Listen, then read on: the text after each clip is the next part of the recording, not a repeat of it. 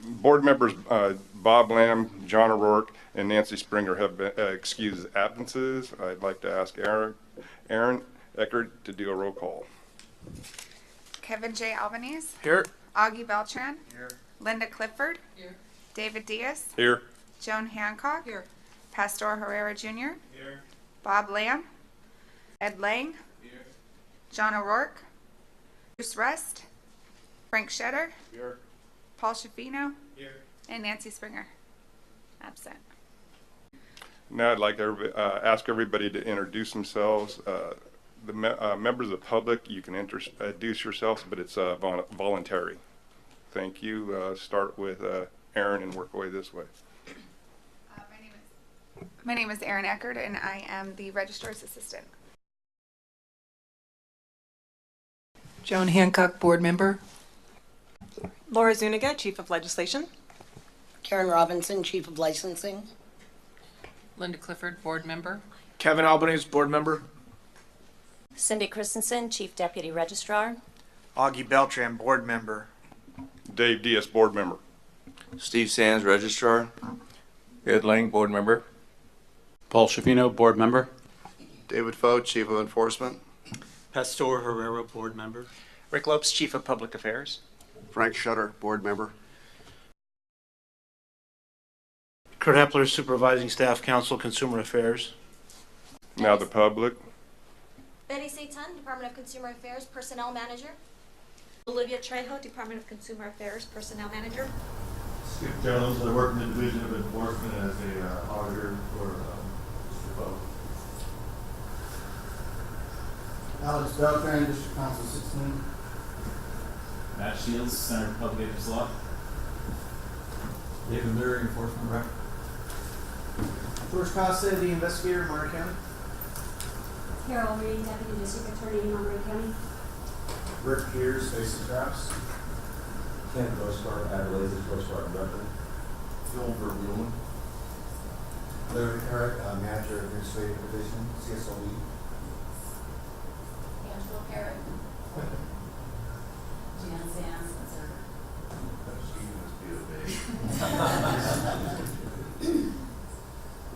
Okay, this is the time to address the board.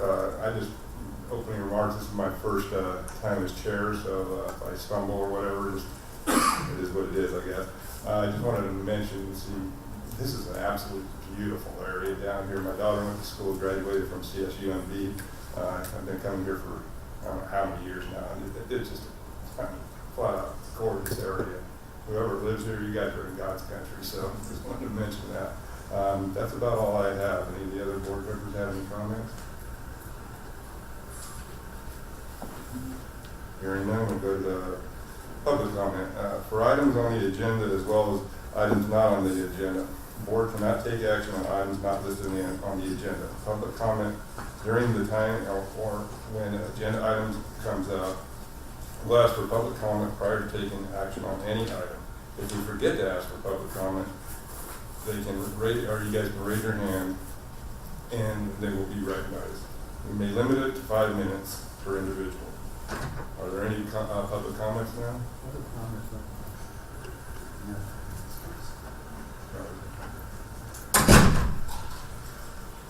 Okay, well, we'll wait for that.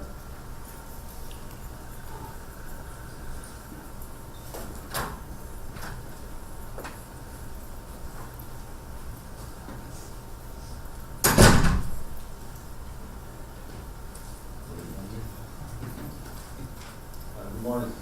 My name is Scott Crothers with Newton Plumbing in Los Angeles. And some of you may have seen me before. I've come a few times. And this time around is not a frustrated rant. What I did this time is I wanted to bring you some ideas that we've had. I spoke with David Fote and his crew about it a bunch of times. Some ideas that I've come up with that maybe help that I'd like to initiate here today and maybe make into law someday. Maybe that would help. I went to Home Depot Thursday before I came. I walked around in there and did a little bit of math. There was about 10 guys walking around in there with 40, 50-foot sections of pipe. And they're not plumbers, they're not licensed, you can tell. They're putting it all in a station wagon. I'm going to do a job somewhere. There's 174 Home Depots in California, right? And if they all sell 10 water heaters a week, that's 1,740 water heaters going into the state of California every week. I'm guessing, right? I bet you less than 10% of them are permitted, if any at all. California state law says, contractor law says, if you do a gas line more than 6 feet long in length, you need a permit. You can buy 20-foot sticks of 2-inch gas pipe in any Home Depot. You know, and that's big gas. You know, that's room for a lot of explosion. You can also buy 75 feet of flexible steel, roll of flexible steel gas pipe in Home Depot. Right, that means anybody can get it.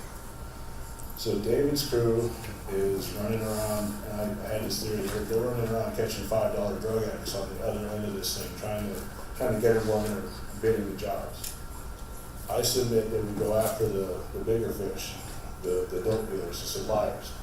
You know, the Home Depots, the wholesale houses that are selling to my employees, you know, on Saturday morning, and stop them from selling it. These guys can't get the material, they can't do the jobs. You know, that's just one idea. And then I had an idea where the verification for people that are getting licensed seems a little slim. Like they're just getting approved from some guy they worked for. 15, 16 years ago when I got approved, I worked for a guy for 6 years. I told him I want to go get my license. He said, do it. He helped me do it. He was a good friend of mine. And he's since passed, but I got my license and I got a job downtown working on a high-rise as a licensed contractor. I got there, I realized I have no idea what I'm doing. I don't belong here. And I got fired off of that job. But it took me a long time to realize, until I fully knew with a strong bit of confidence what I was talking about to the customer. These guys are getting licenses, they're drain snakers, and everything I say comes from a plumbing point of view, so bear with me. But a lot of them don't belong as licensed contractors, and the trade is going in the tank because a lot of these guys don't know what they're doing. And the only person that suffers is the homeowner at the end of the day. Because you can be anybody you want to be on the internet. You can present yourself anyhow you want, and then they're looking at your website and they call you up to come over there, and you don't know what you're doing. And it may take a long time and a lot of their money to find out that you don't know what you're doing. And they got to find somebody else and get you out there. I just thought maybe the testing, go back to the journeyman cards, apprenticeship cards, those kinds of things, and so that we know he's gone through the steps that it takes to be a fully licensed contractor and a master plumber, you know. And also within that, when I go to hire people, they can show me their card and say, I'm at this level right now. And it's sort of a union-based thing, but I think at one point it was prevalent and you needed a card to be on the job. I'm wondering if the state, when they give these licenses, they may think that they'll get taxes or something out of this guy. You know, if we get him through the system, he'll do work and he'll create revenue that way. I think there's more revenue the other way by charging for these licenses, and you make that guy keep his name good, you know, so that we know his character's been tested by the time we go to hire him. Or if he goes to become a master plumber, he'll have been tested already, you know, and up the ranks. And I appreciate you listening to me. These are just some ideas that I've come up with that maybe we can go forward with. I think drug testing should be in place for licensees. I don't know how we would go about doing that, but we're living in the medical marijuana entitled generation right now, and these guys are running around stoned out of their tree, bidding jobs at your house. You know, a couple of the stings we've been on. In one in Culver City, as a matter of fact, guy showed up in front of the house that we were doing the sting at, smoked a joint in his car in front of the cops, and came in the house that way. And it's out there. You can buy $10 medical marijuana cards on Venice Beach all day long, and you know it allows you to go in these places and get it. Now I don't want to get that too much, but if the idea is that somebody that's coherent is showing up to my house to do a job. and it further benefits the trade, you know. A scenario we run into now is guys that work for me or other plumbing companies in LA or where I'm from. They work for you for a little while. They get to know your how you do things, and then they start to steal from you. It happens all the time. And they steal my customers. They steal jobs from my customers. And my idea was that if we could, the company has no way to go after them. In the state of California, if you steal $500 or more from somebody, it's grand theft, I believe. And these guys are stealing $5,000 and $10,000, $20,000 jobs from my, you know, I did the marketing, I got them out there. They told them I can do it cheaper on Saturday and stole my customer and the job from me. We should be able to criminally prosecute those guys for, you know, they're running around all over doing that right now. It's a bad rash going on in LA right now. I'm sure throughout the state also. And it's probably possible penalties to the homeowner for knowingly hiring this guy, you know. And there's, my theory was, if the state of California is trying to get revenue by getting people licensed, there's more money on the other end in fining and fees for these problems, and I think it may boost revenue a little bit that way. If you know, if we get these cards in place, we make that plumber pay the dues on the card, those kind of things. And you know, I don't know exactly how the system works to what I'm, you know, what the ramifications of what I'm talking about are. But if, you know, if we get the drug testing in place and get allow a company like me to go after the guy that stole the job from me, or any company, it would stop, you know, would maybe just stop them from trying to do it a little more. One more thing and I'll stop. The customer right now, any customer, homeowner in LA, doesn't know, they're not very aware that they need a permit for anything. Most of them don't want a permit because of some job they did a couple of years ago. So when I get to a job, I pull up on the job, I bid the job, and I go, I got to get permits. They say, we can't, because I got a room in the garage or something that I can't let them find out about. I'm trapped. There's nothing I can do. I either got to do it illegally or I got to walk away. You know, once again, my marketing is out the window. You know, it cost me $100 to get over there. But I'm thinking maybe if there's some leniency on that, and the license board right now is more visible than they've ever been due to David's work and his crew, and we've been in our area. West LA is a very densely populated, very rich area, and right now we've got a face down there from the license board, thanks to David and his crew, and doing the SWIFT stuff. So if we could get a more prevalent face in the supply houses, and let those guys know that are buying on Saturday that you're standing there watching them, you know, and I don't know who's going to do it, you know, but and then the customer, they have no idea that $500 more you need a permit, not a clue, and that needs to be out there, you know, just on a billboard somewhere, on TV or on the radio. I don't know how to get it out there, but they just have no idea. And when I tell them, they're amazed. You know, you need a permit for a water heater. Really? It's just a water heater. You know, and I thank you for listening to me. And I thank David for all your help in getting us where we are now. We've had some real successful stings, and we'd like to do more. You know, we're hoping to do more. You know? Well, I would like to thank you. I remember you coming to one of the meetings, I think it was in Southern California originally. San Diego, and you brought all this stuff up, and it was great. One of the things I wanted to ask you on the master plumber card, are you like maybe a parallel to the electrician certification, something like that? Is that what you're talking about? Sure. Well, I think a union does it now, where if you go in as a, you need a journeyman card or a apprentice card. I'm actually a union business rep, so I know, but not for the plumbers. Right. Sheet metal workers, we don't have anything like that. We do have the certification showing that we went through an apprenticeship 5 years. That's about all we have. But I just wonder, because electrician certification's not union, non-union, it's a state certification. No, there's nothing like that in Plymouth. No, I'm Yeah. asking, is that what you're looking for? I'm looking to have that guy have a card on him that can tell me what he does. That he's qualified for? Yeah, that he's qualified to hold the tool, you know, because they come and sit up at my desk and they, you know, they'll bowl their way right through it. I know all kinds of stuff, and by the time you don't know until you get them out to the job, they don't have a clue.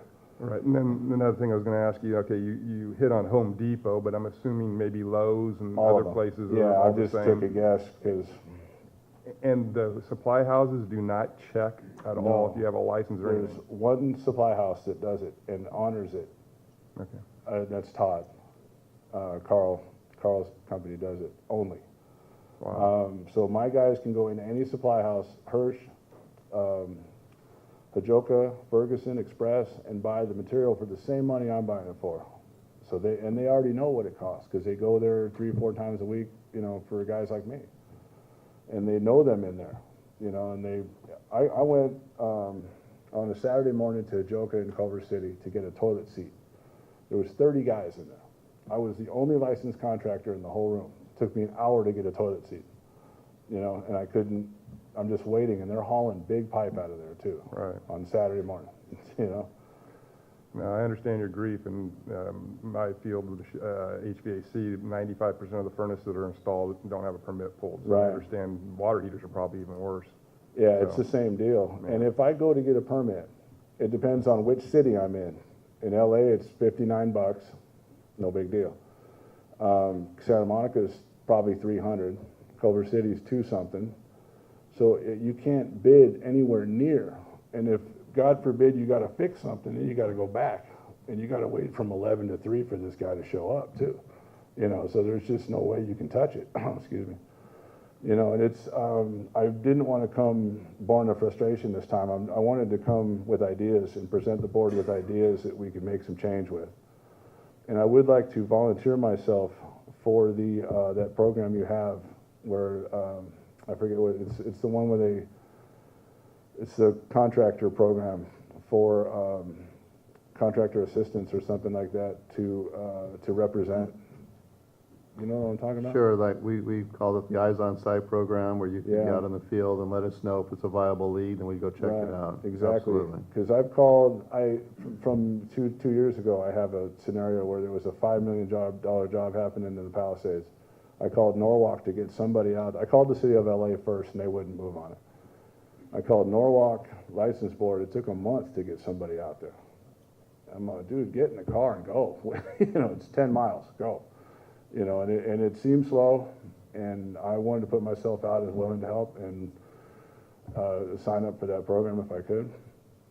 I'd like to make change. I'm 47 years old. I got a couple years left before this really starts to hurt, and I'd like to see it. You know, I grew up in this industry, and for good or bad, this is where I'm at. You know, and I'd like to see some change before I go. You know. Thank you so much. Any of the board members have any questions?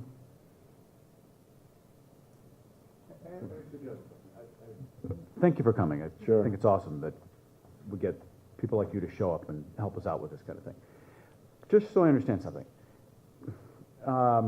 water heater, they always require a permit to install? Oh, yeah. Okay. The law says $500 or more. Okay. Labor's and material. So it's possible, just so I understand, can't take any action on these items, but we could say to Home Depot, you know, you can't sell a water heater unless somebody shows up with a permit. That's That, possible. Or my idea was this, we need to know where that stuff's going. If you sell a ticket item for so much money, the law says $500 materials and labor, you require a permit, no matter what it is. If the water heater's $400, $460 or something, I think, in Home Depot. So it qualifies, and this is fire attached to gas, you know, and under pressure. So my idea was if a certain dollar amount, or we need to know where the lumber's going, we need to know where the pipe is going, we need to know, so that if some guy comes in, I saw a guy pulling 1-inch rebar out of Home Depot. Where are you going with that? You know, And, you know, they're doing big time stuff. And Home Depot, I think, did $81 billion last year, something like that. And if we could know where that material's going, and it could be even the wholesale houses too. We need to hold them accountable, because we need to know where it's going so that we can find out if it got permits on it, you know. And then who bought it and where did it go, you know. Joe Schmo bought it and he put it to this house. That house needs to. You can look up the. You can go to LA and look up the property, you know, the permits on the property report, you know. I appreciate you listening to me, and I don't know if I'll see you at Humboldt, but I might see you at the next one. Thank you so much. Thank you. I'll talk to you soon, David. Thank you. Any other public comments? Moving on, review and approval of the June 5th through 6th board meeting minutes. Anybody from the public have any comment on it, excuse me? All in favor?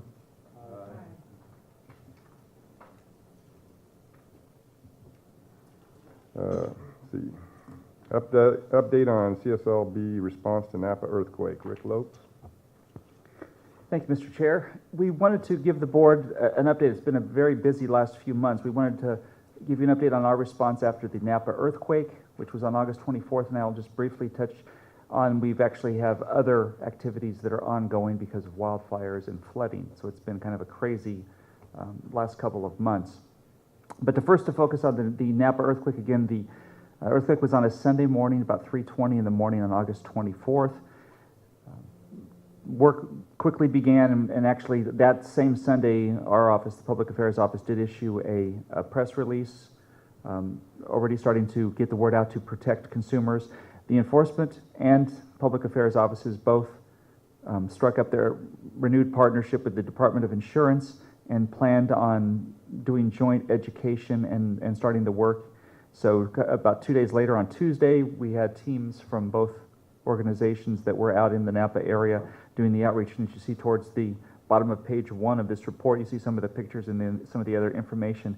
We focused in that first day in the Napa Valley Mobile Home Park, which anybody who saw any of the news coverage, this is the mobile home park that had the big fires and had, I believe it was 6 of the mobile homes that were destroyed in that fire. So our investigators from both agencies were walking the streets, talking to people, even if they didn't have damage, giving them information so they could help spread the word. We also had folks going through the community center they had there, and we're kind of amazed even at that, you know, how many unlicensed contractors were advertising, not even earthquake things at that point, but just probably 2/3 of the ads that we saw on the bulletin board there were unlicensed people. So they went through and they pulled things, they got all that information together. We also did activate our disaster hotline, which is in place Monday through Friday from 8 to 5, so earthquake victims can call that number and get information. The assistance centers, we've just finished, and Public Affairs and mostly enforcement staff staffed a local assistance center that was set up in Napa for the last 2 weeks, Monday through Saturday. So we had staff there every day meeting with earthquake victims. This week, the assistance centers are going to be open on a more limited basis. They've asked us to be one of the agencies that conducts a presentation. I believe that's going to be Wednesday or Thursday, that we're going to have staff there doing a presentation for anybody who wants to be there to see that presentation and talk with our staff. As far as the media outreach, in addition to the normal outreach that we do with media, I wanted to focus on just letting you know is we did produce a video called Rebuilding After a Natural Disaster. We did outreach to the local cable companies in that area, Napa Valley TV and to Comcast. Both of those companies have agreed to air our video on an ongoing basis for at least the next couple of months, at least 2 times a week. You can see Napa Valley TV airs it every Monday and Thursday. Comcast airs them on Wednesday. They're also available on both of their on-demand, so anytime.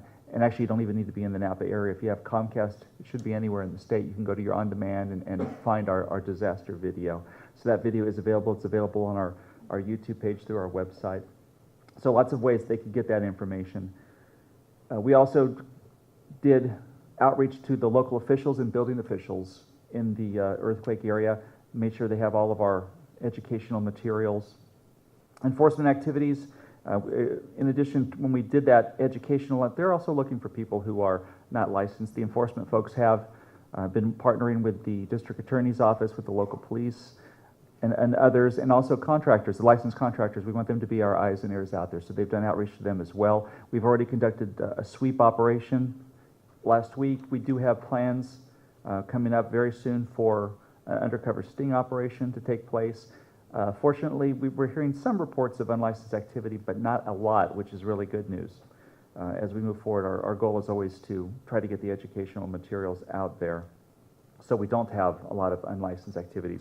And then over the last couple pages of the report, you just see some of the pictures that we've taken. You can see some of the signs that we have up in the area. And one of the areas we wanted to focus on, even though we're pretty confident that we'll be the people rebuilding the courthouse and some of the major buildings in downtown Napa are going to be using licensed contractors, but it's such a high-profile area. The times that I've been there, there's countless tourists and locals that are down there. And so we've got our signs up all over there as well to educate the people.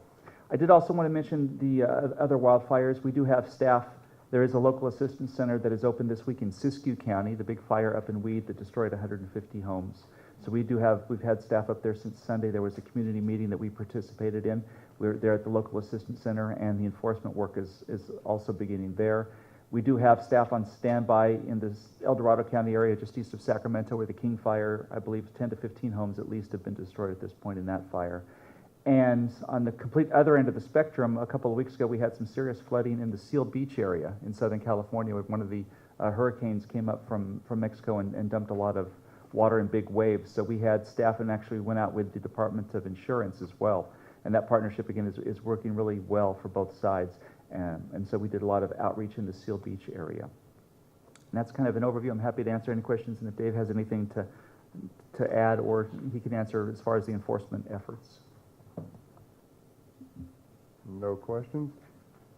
Okay, agenda item F, update on CSLB response to C57 water well drilling contractor shortage. Rick Lopes.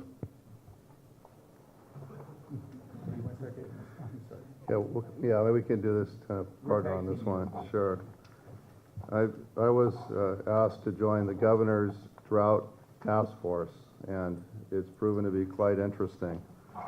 They meet every Thursday to discuss whether the governor's requirement or request that water usage be reduced by 20% is being achieved, and also what ideas are out there for the communities that are currently without water.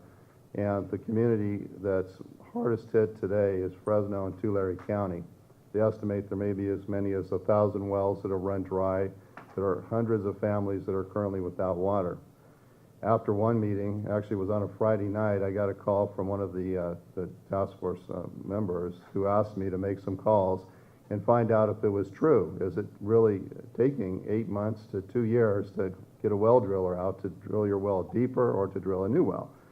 So it was Saturday morning, and I decided to go to the internet, and I put in Tulare County well drillers, and up popped Tulare County's best well drillers. And I decided to call the one on top, the top well driller in Tulare County. And I'll just call him Mike for now. So I called him up. He was on site. He was actually drilling a well. I interviewed him. I found out what he charges to drill a well, depending if it's in cobblestone or flatland. How backed up was he? It was 8 months, 8-month waiting list. And to him, he goes, it's a godsend that I have all this work, very happy about it. And as I was ending the call, I asked him, is unlicensed practice a concern of yours? Is there unlicensed practice in Tulare County? And he assured me, he said, you know what, unlicensed practice and well drilling is not a problem in Tulare County. It's not anything you should worry about. I hung up the phone, went to our website, and found out that he's an unlicensed contractor. So a little bit distressing. But he did give me a referral to Johnson's Well Drilling. That's one of the premier well drillers in the area. And it was interesting speaking with them. They're running 5 rigs, and these drills can cost anywhere from $200,000 to $1 million. And I asked, and they have a 2-year waiting list, not accepting new clients. And I said, why don't you buy more rigs or hire more people? And it's because of the cost. If the rain comes, then the rigs would be idle, and they'd have this ongoing expense. But it is a problem, and it would seem that conservation is the best way to go, but yet they're not achieving their goals. And now the aquifers are finding that because they're drilling down deeper, they're starting to collapse, which could result in flooding in the future. But I want to thank Linda Clifford. She opened her eyes to the possibility of contractors, if they're qualified, performing well drilling. And so we did reach out to them. Just to throw some numbers out, we have a little over 700 licensed well drillers in California. I believe it's like 774 to be exact. There's over 14,000 drilling engineering contractors. So if you could perhaps get 700 of them to add that C57 class, you could double your capability. And so we did send out industry bulletins and letters to all of our A contractors. I turn over to you, Rick, to talk a little bit about the call that ensued from that.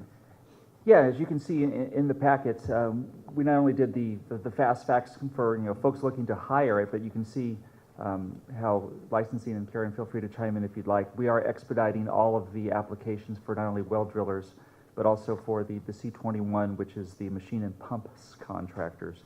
Those are the ones who work on the well drilling equipment, the pumps that pump the water.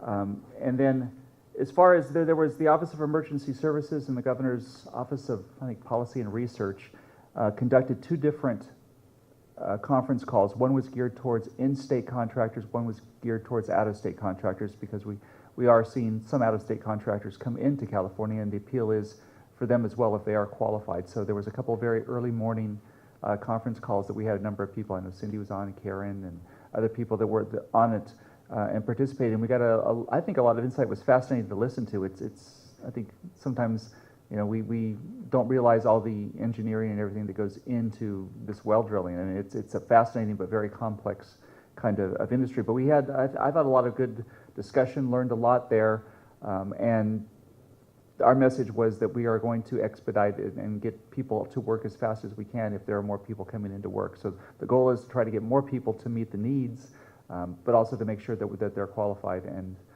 I think that message came through strongly, because there were some things about, there were some concerns that some of our licensees had about that we were just going to be allowing these people come in because they had a license somewhere else. But I think once they understood they need to pass our test, they need to meet our standards, I think they felt a little bit better about that. Any other comments from the board? Oh, go ahead, Pastor. Mr. Chair, I just was wondering let me see if I can articulate this, because down the road, with the new groundwater preservation legislation, I was just wondering how that's going to play out down the road if we're issuing so many water drilling licenses, and now there's going to be some regulations involved with how much water I guess you can pump out. And I don't know if the board has looked at this, or maybe the committee has looked at this, this task force that you're on, but I think that's going to be an issue down the road, and that's maybe way, way down the road. But I just thought, I was just thinking about it as I was reading this. No comment, don't worry about it. Thank you, Pastor. Any public comment? Moving on to, oh, sorry, didn't see it. I was going to ask, on the reciprocity, we're actually, the technical part of it, that's the reciprocity part, right? We have reciprocity only with Nevada when it comes to well drilling, and it really amounts to waiving the trade exam. They still take our law exam, show that they have a license and the experience. But it's just the one state. And I think last time we checked, we only had applications from 2 out-of-state companies. Okay, and just speaking to that, Pastor, I think Karen's saying we have maybe 30 or 35 applications, so it's not happening as fast as all the effort would make it seem like it is. Well, I guess, it's interesting that what David said, there's a lot of unlicensed people doing the work, though. So you don't know, you have no control over those, so I don't know what the answer is. I just thought, it was just a comment. I said, well, on the one hand, we're being part of the solution. Down the road, we might be part of the problem, and start, well, anyway, that's just a comment. Any other comments? Okay, moving on to agenda item G, Enforcement Committee report. Dave Fote will give this. Thank you, Mr. Diaz. For G1, on August 18th, the Enforcement Committee held a meeting in Sacramento. Enforcement Committee Chair Bob Lamb recognized Kern County Fire Department Engineer Anthony Romero for the partnering that he's done with the Enforcement Division and investigating and referring to DAs, predatory fire protection contractors. At this time, I'd like to ask the board chair for a motion to approve the August 18th, 2014 Enforcement Committee Summary Report. So moved. All in favor?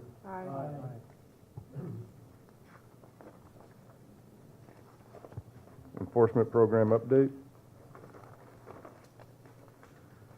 I've included some highlights for the intake and mediation centers. You'll see that fiscal year 2013 through 2014, almost $10 million in restitution returned to injured parties. We're very proud of that.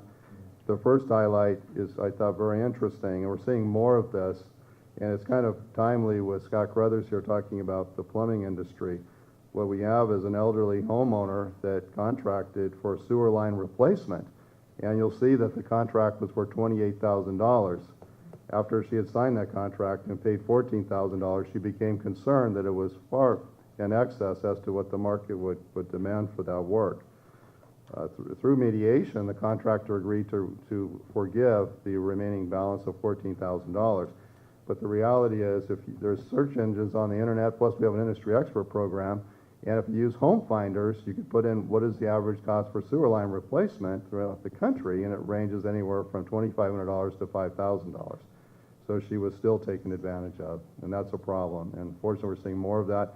It's an issue that we're training our staff on and explaining to them how to recognize this, send it out for investigation, and take the appropriate action so these consumers have a 3-day cooling off period so they're not taken advantage of to this extent.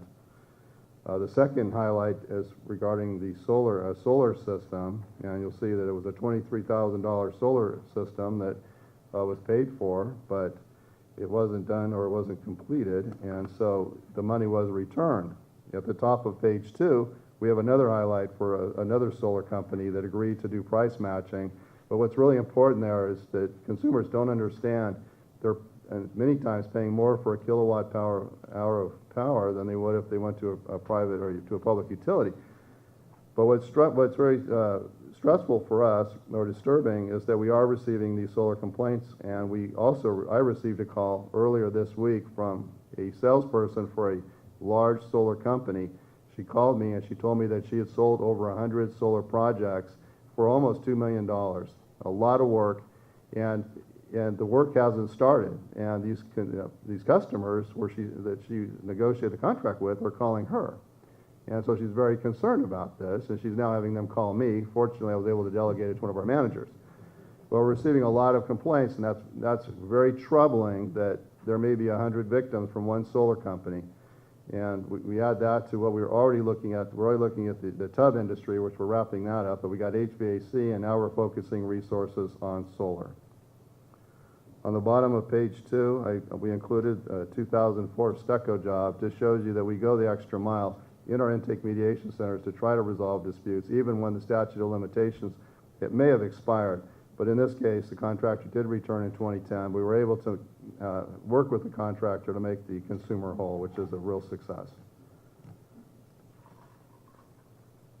On page 3, we included Din Van Wen, and we included this highlight because it really shows how many of our criminal referrals result in a plea or not going to a jury trial.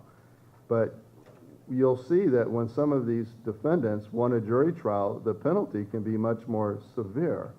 And in this case, and this is a Riverside County case. We work very closely with that DA's office. Mr. Wen was offered 10 years in state prison. He would not agree to that. He wanted to go in front of a jury, and he was sentenced to 17 years in state prison. And what's also important to look at the charges at the bottom. It shows you the success that you can have if you're in sync with the local prosecutor and you're looking at the unlicensed practice, the use of someone's license number to secure the contract, and then if that transaction and the payment is made towards it, is in the residence, they can charge burglary. And that's how they were able to achieve that 17-year state prison sentence.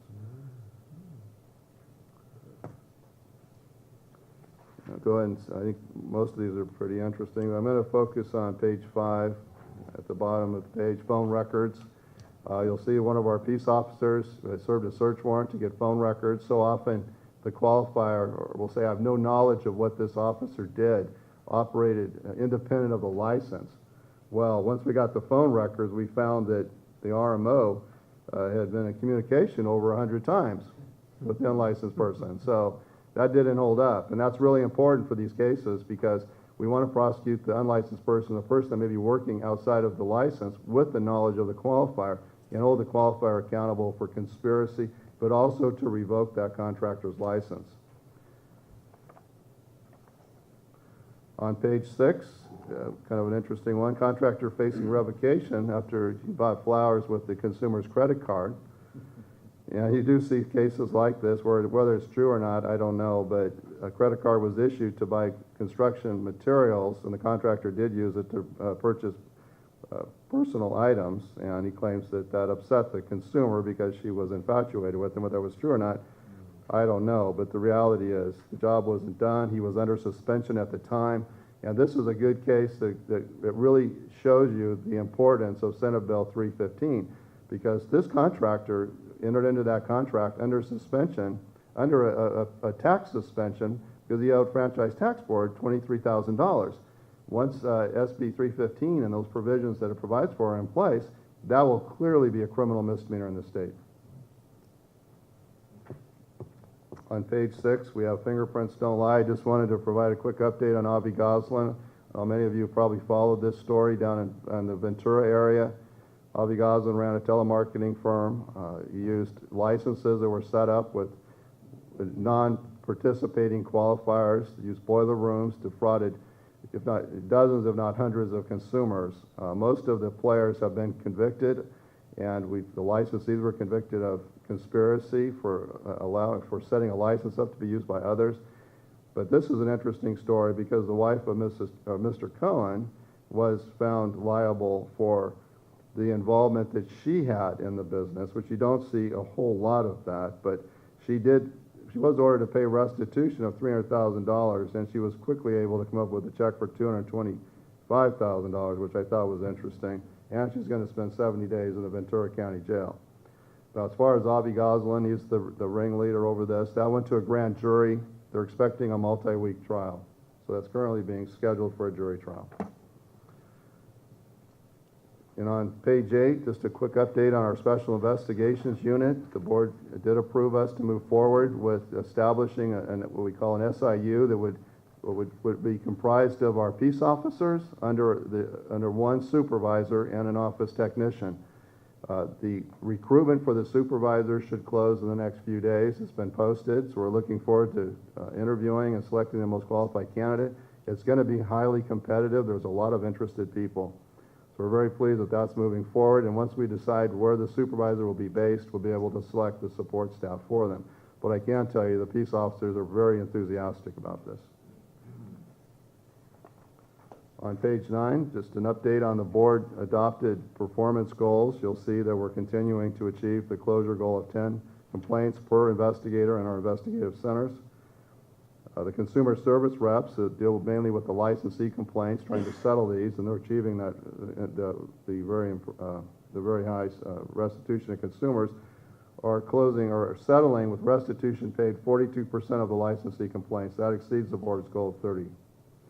And we're continuing to keep the age of our cases under 9 months. There's a statute that determines when we should close a case. It's 6 months and 1 year. Our goal has been to not have cases over 9 months or not have over 100 of them over 9 months at any one time. And we've been able to achieve that for at least the last year. On page 11, if you have a chance to read this summary of the Labor Enforcement Task Force, I think you'll find it very informative. We're fortunate to have a new analyst reporting to the executive office, and that's Claire Goldstein.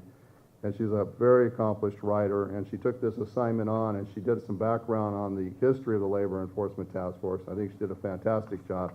That's why we included it in the packet. and we've provided an update on our stings and sweeps. Continue to look for opportunities to partner with the community, with our industry partners, but also to target the more egregious offenders. And with that, I'd like to turn it over to Registrar Steve Sands. We have a real treat, I think, this morning. I'm going to refer to the Sunset Review recommendations real quick.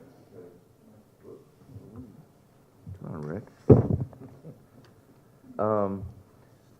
One of the recommendations in our Sunset Report that you'll be talking about later is talking about increasing our SWIFT staffing. And the idea is we have 3 SWIFT offices, Fresno, Norwalk, and Sacramento. And our state is so vast, and there's so many unlicensed contractors throughout the state. We feel like we need to have a presence in places like Mendocino, the Central Valley, Santa Barbara, just for some examples. And that'll be in the report, and we're hopeful that the administration and the legislature will recognize that need and support our efforts. I think it's important for the board to understand how that will work. And we are so fortunate to have a model program here in Monterey. We have an ER who's got an office down in Carmel Valley, and we have a DA who is extremely supportive of what we do. They've created I think, a perfect model. If we could export this idea to other areas of the state, it would greatly increase our effectiveness and help us deal with unlicensed practice throughout the state. I've asked Carol Reed from the District Attorney's Office and David Leary, who's our ER, to brief the board on how it works, and I think you'll be excited, and it'll help you in the years ahead to keep pushing to try and get this model, exported to other parts of the state. So I'd like to turn over now to David and Carol.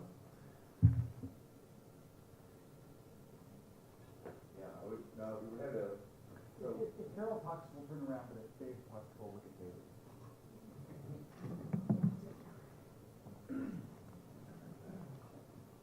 I'm Carol Reed, Deputy District Attorney for Monterey County, and my assignment is workers' compensation fraud. I work under a state grant, and I've been doing this particular assignment since 2007. As far as the district attorney, who is so supportive, that would be my boss, Dean Flippo. So I want to make sure that he has done this. And we just had a real brief PowerPoint. I wasn't sure whether it was going to work out, but basically this is just our fraud unit, and I need to just briefly talk about here we are with our entire staff, and George Costa, who is a district attorney investigator, is currently working some workers' compensation fraud cases for us as well. And then our whole unit works very closely with investigator David Leary. And so as far as prosecution, my main job, of course, has to do with worker compensation fraud. And where it comes into play with CSLB cases is primarily with uninsured employers. And so it is with licensed contractors as well as unlicensed contractors that we end up having the Labor Code 3700.5 charges. But we have, over the years, also ended up getting some premium fraud cases. A lot of the premium fraud cases have been at a point in time where the suspect realizes he's under investigation and goes out and gets a policy, and then we get all of that information and find out that he made a false or fraudulent statement in order to get a lower premium, and so we're able to get the premium fraud, but but there may not be restitution to the insurance company or to SCIF, but we're stopping the fraud. So I always look at that as a big win, and we've had several of those cases that were contractor cases. We work with all kinds of agency. Obviously, CSLB is only one of them. We have a very close relationship with the Department of Insurance, but most of the people that we work with are under the Department of Consumer Affairs, so just like all of you. And so when we go out and do presentations, we like to be able to show an overview to everybody. And I always like to talk about the unfair competition. And you'll see later that the unfair competition goes both ways because we, as we all know, unfortunately, we have licensed contractors that will file an exemption and say they don't have employees, so they're not subject to the workers' compensation laws. And I kind of like push them and say, you know, that's not fair either for the one who's doing everything right. But I will talk about the bonds, we will talk about workers' compensation and how expensive it is. And so we're looking at it as an unfair competition in addition to violating the laws. These are just some of the charges that we end up dealing with, and keeping the playing field level is what I always like to talk about. I haven't put in the B&P code sections that we deal with contractor cases. So the referrals, of course, anonymous tips that David Leary gets an incredible amount of those in Monterey County. I know he can't always keep up with all of them, but what we ended up doing, and this is the history that we had with Monterey County, we always would do sting operations, typically 2 to 4 a year. And we would assist, David Leary and CSLB would put together those, and our investigators would assist. And the idea that we came when we kind of changed the program a little bit is that if someone came up with workers and they had employees with them for the sting operation, then our investigators would kind of take those cases and maybe do a little bit deeper investigation as it relates to it so that we could get the 3700.5. In 2009, Investigator Leary was assigned to the Monterey area, and he was primarily doing administrative citations with the exception of the sting operations, which were almost always criminal.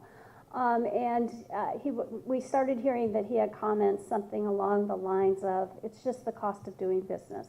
You know, I pay the fine and I'm done. And so we ended up coming together, and I believe it was Investigator Leary who approached us and started talking to the investigators who had assisted him during the sting. And that's when we put the pilot program together, and Chief Holt was a big part of putting that together, where not only would we continue to assist in the sting operations, but there would also be an assistance for roll-ups, for further investigations when that was necessary. So, for instance, Investigator Leary came up with a criteria. If he had a tip that maybe it was a bigger site where there would be more workers present and it would be helpful to have extra law enforcement. If he was in a situation where he had information where someone has been irate and might approve some sort of officer safety, we wanted to be able to assist him. What I did from my part is that in Monterey County, and every DA's office is not set up the same, but in Monterey County we have deputies who only do filing. That doesn't include vertical prosecutors. So for instance, I would always review anything that had to do with workers' compensation fraud, but that didn't include the CSLB cases. Those would, as I understand, often come by mail until Investigator Leary came, but then he had to go through the regular filing complaint department. So I went and suggested that I review all of those. Is there a problem with me reviewing them? And oh, by the way, we're starting to get more 3700.5s. And so that's what we do, is that way Investigator Leary has just one person to go to bring all of his cases. I review them, I file them. I can only verbally prosecute those that have a 3700.5, or if it is a premium fraud, some of those charges. And so the rest of them go to the general, if they're misdemeanors, we have a general misdemeanor team. And then we also file felonies of the 7027.3 for the fraudulent use. And those would go to the general felony team. I know we've had several cases that also involved elder abuse, and we do have an attorney who does those, has taken actually one to trial and done very well with it. So we're trying to make sure we have that relationship within the DA's office. This is just, everybody knows what it is as far as the 3700.5. Obviously, when we're dealing with a contractor case, some of our biggest challenges involve when there's only one employee present, may or may not have the identification. Will we be able to find that person should we need him for trial? So that's something that we always have to consider. Okay, this is where when we go out and talk to especially unions, we kind of show them, if you're filing it, and the law that came into effect in which you have to forgive me, I think it's every 2 or 3 years, where a contractor has to re-say, yes, I'm still exempt from having labor code. That is tremendous because it's all, everybody can start out as a licensed contractor, not have an employee, and 10 years down the road, oh, I forgot I had to let you know, kind of thing. And so you'd have to get over the knowledge. We know they need it, but did they really just forget to let you know? So that was a huge help for us, because one of the first things I'll ask David Leary on a case like that, when was the last time he filed his exemption? Oh, by the way, it was just 3 months ago. Oh, good. So I wanted to briefly touch on a few cases and let the investigators talk a little bit too here, not just me. People v. J. Cruz. This was a great little case. It came in where we assisted Investigator Leary because there were multiple employees, and during one of the employee interviews, they said, "Oh yeah, he's on disability." So our office got a hold of the Department of Insurance and asked them to run what was called an ISO. Do you see anything on disability? Sure enough, this guy was on total temporary disability from the Hyatt Hotel here in Monterey. And so he's collecting the temporary disability, he's doing these jobs. We ended up not only having the contractor charges, the 3700.5 charges, but we also got him for an applicant fraud case. And some of the evidence that they ended up finding established the employment. He had filed a fictitious business license. They did do a search warrant, finding invoices and finding payments of checks that all helped along those lines. And so it was all of those charges that ended up helping. It was a great cooperative effort between all three of the agencies. Fally was someone who was using his brother's license. So it was a felony fraudulent use of a contractor's license in which he was using it, and he does very poor work according to David Leary, and I totally trust him. And so we really wanted to get him out of the industry. If you want to work for your brother, but don't be out there using the contractor. He got picked up a second time after this, and he has finally gone out of business. Richard Cremona was doing a very large remodel on the Mucky Duck. It's a local bar, not necessarily one I would recommend people go to. But in any case, he was doing a big remodel, had a lot of employees. He was a licensed contractor, and so it was primarily a 3700.5, but it was a mess when they arrived as far as the work that was being done. And so that was along those lines. This one is one of my favorites because Investigator Leary was out with one of our DA investigators. I don't know if they were headed to a site or just kind of, doing a little roll by.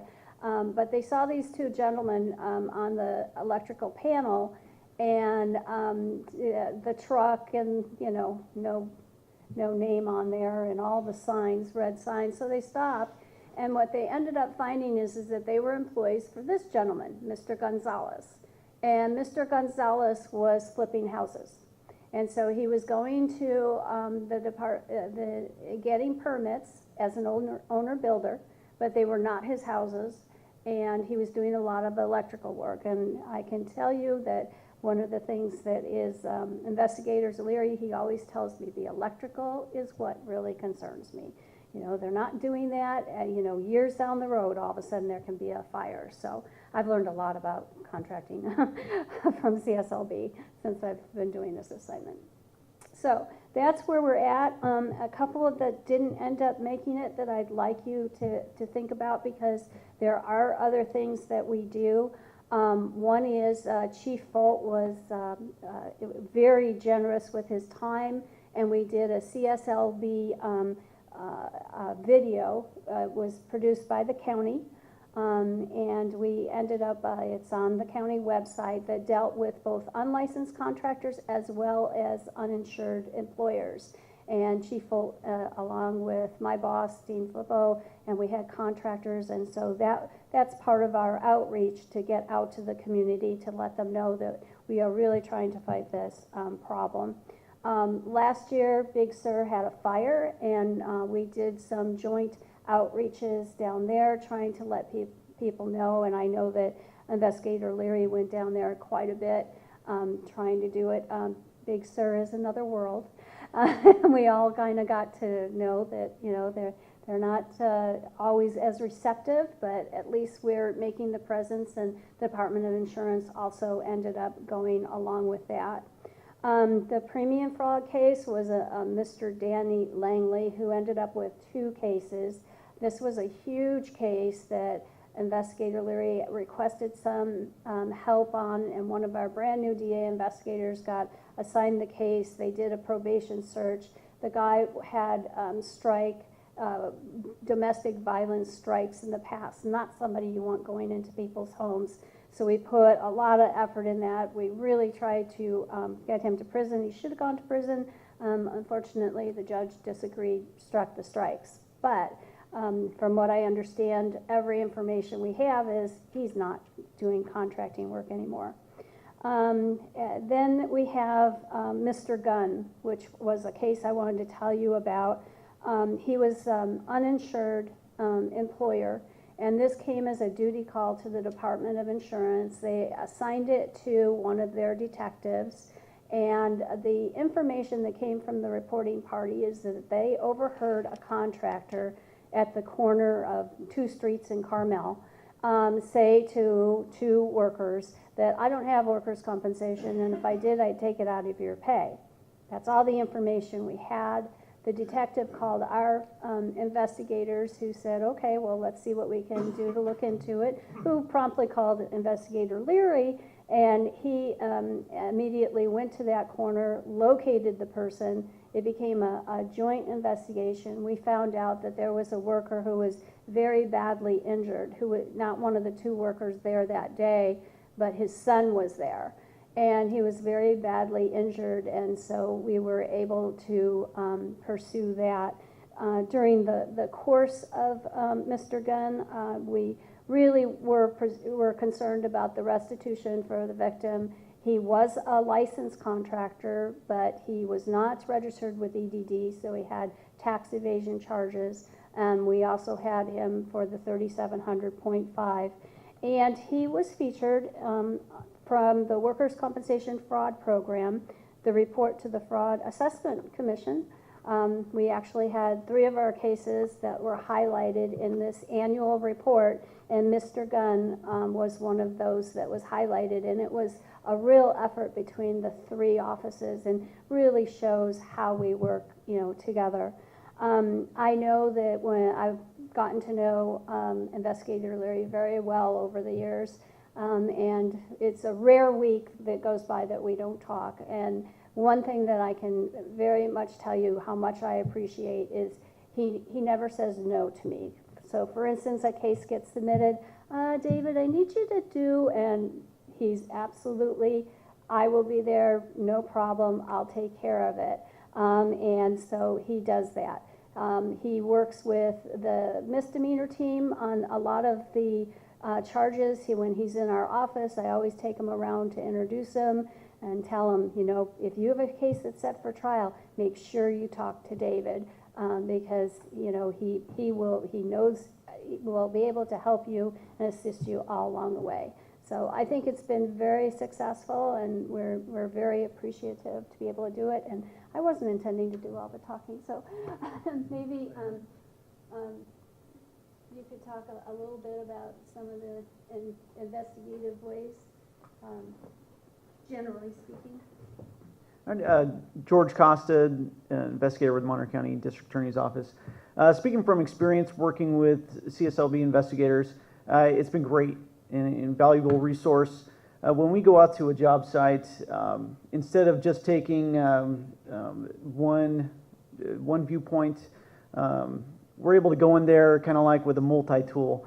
We have experts in every area able to come in, work efficiently, and get the biggest impact we're looking for on the industry.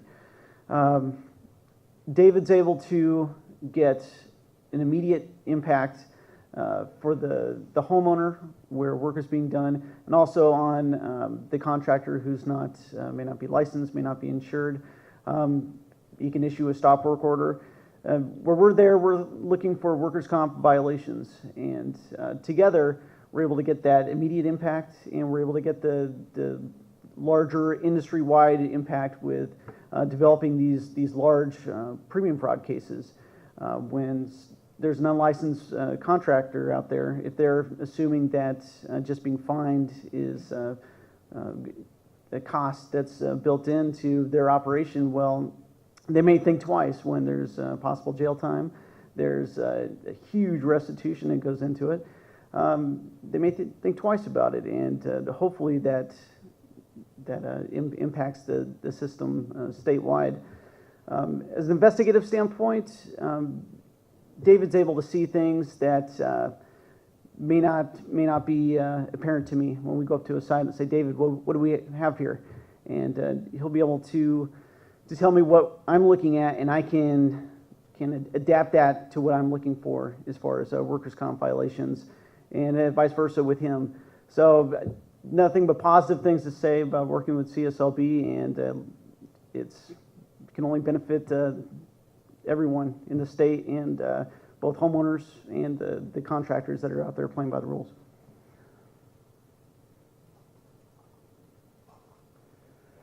Well, I'm David Leary, and I work for the Contractor State License Board, but I work with the District Attorney's Office, I work with the building departments, and I work with the community, including the contractors. When I first got assigned here in February 2009, and I first started going out to the streets, I was issuing administrative citations. A few months into that, I was talking to a C-27 contractor who was on the job in Carmel, and I was giving him my card and introducing myself. And he had a bit of an attitude, and I quickly understood why. He pointed across the street, a couple of houses down, was a person I'd already issued 2 administrative citations to for contracting without a license, who had a $75,000 landscaping job directly across the street from one of our licensed people. That just simply could not happen. After talking with the chief and getting a few things squared away, started issuing citations on the street. Just roll up to a location, look at the paperwork. If I got an unlicensed person, I could issue an NTA right then, right there. It's a crime. We all know this. Contracting without a license is a crime, and it needs to be treated like a crime. There is no reason that these people should not fear the Contractor State License Board, and that was my goal, to make Monterey County the single most hostile place to unlicensed activity as I could possibly make it. The more notice to appears that we issued, and the more we were out on the street, the more the contractors started to believe us. Now I have the largest posse, I think, in the state. If you set up here in Monterey County, it is very rare that I don't receive at least 2 or 3 calls within an hour, and I'm going to respond. And if it's on a weekend, the police departments will respond. Seaside PD will issue for 7028. Monterey PD will issue for 7028. All right. So that got the ball rolling. What I also found out, however, was it really came down to basically two reasons that they weren't licensed. One would be an immigration issue, and the other would be they're convicted felons. We have two prisons in the Monterey County. They teach carpentry, electrical, roofing, landscaping. So when they get out, they're convicted felons. They can't get hired by contractors, so they go into business for themselves. These are not the people we want going into homes for a reason. That's why we have our rules. Once everything started going with that and we started getting the cases going, the district attorney, what used to happen in the past and what pretty much happens, I think, with a lot of DCA organizations is they mail in a case to the district attorney's office. This investigator is a couple hundred miles away. So when the DA needs more information, I need you to go back out and get more clarification from this homeowner. They're not around to do it. And that makes prosecuting it almost impossible. You have to be there to respond to the community, to respond to the people that you're working with in order to make this job work. That's my opinion. You can see what an incredible model this is, and that's, if we could clone David, would be ideal.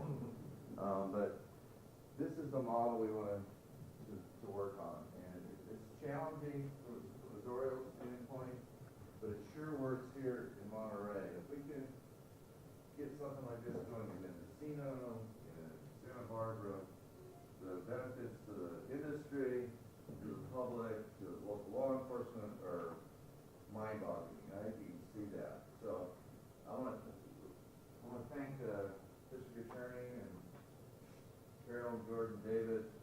Thank you so much for coming. Did board members have any questions or comments? I think you guys are just a team of rock stars. It's awesome what you put together.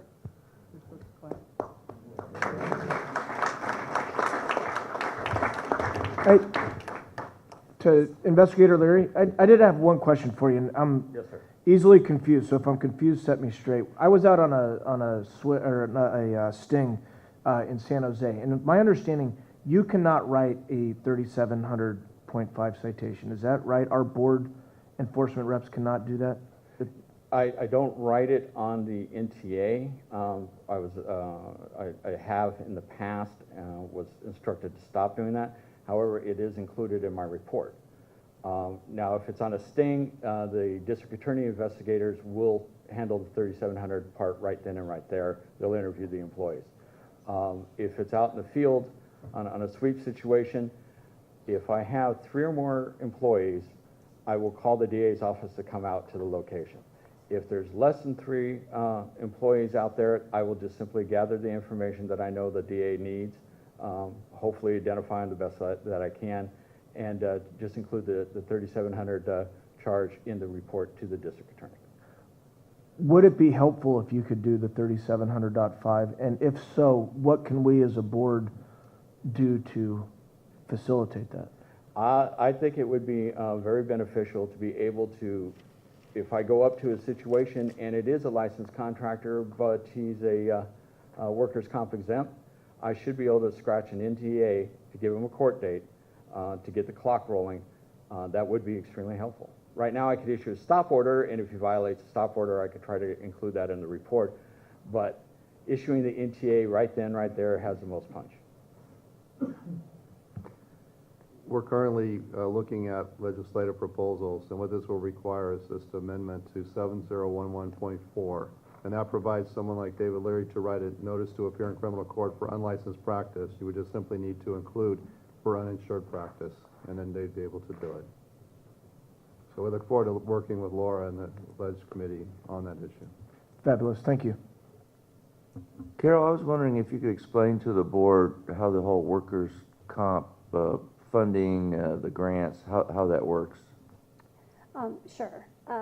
It's one of our state grants, and there are others, but I'll focus on the workers' compensation, and it's fraud. And so we keep track of all of the stats, all cases that, every referral that comes in, every case that's investigated, even if it can't be prosecuted, things that might be referred to others. And so it is very stat driven. One of the stats does involve Labor Code 3700.5 for the uninsured. Now, typically what our unit does with the Department of Insurance is they'll do 1 or 2 UE ops a year, very similar to your sting operations, where they'll focus on a couple of different businesses.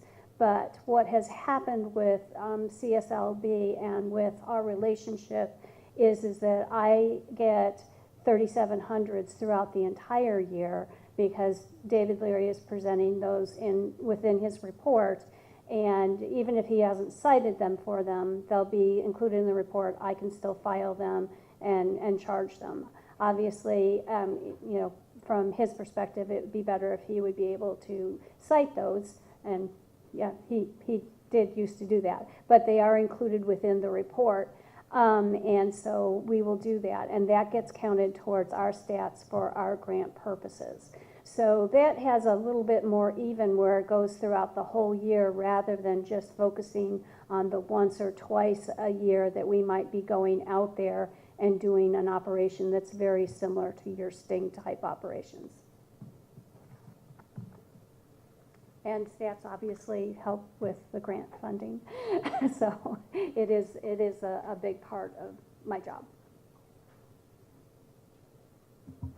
Any other comments from the board or public? No, thank you guys so much. That was awesome. Next on the agenda is G3, review and approval of peace officer training. And Dave, is that you? Yes, thank you, Mr. Diaz.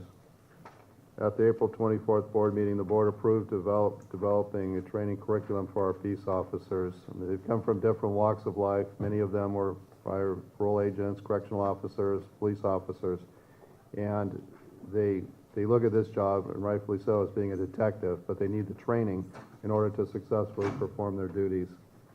And at the enforcement committee meeting, we did discuss putting together a structured training curriculum, and that's what I would ask that we consider this morning.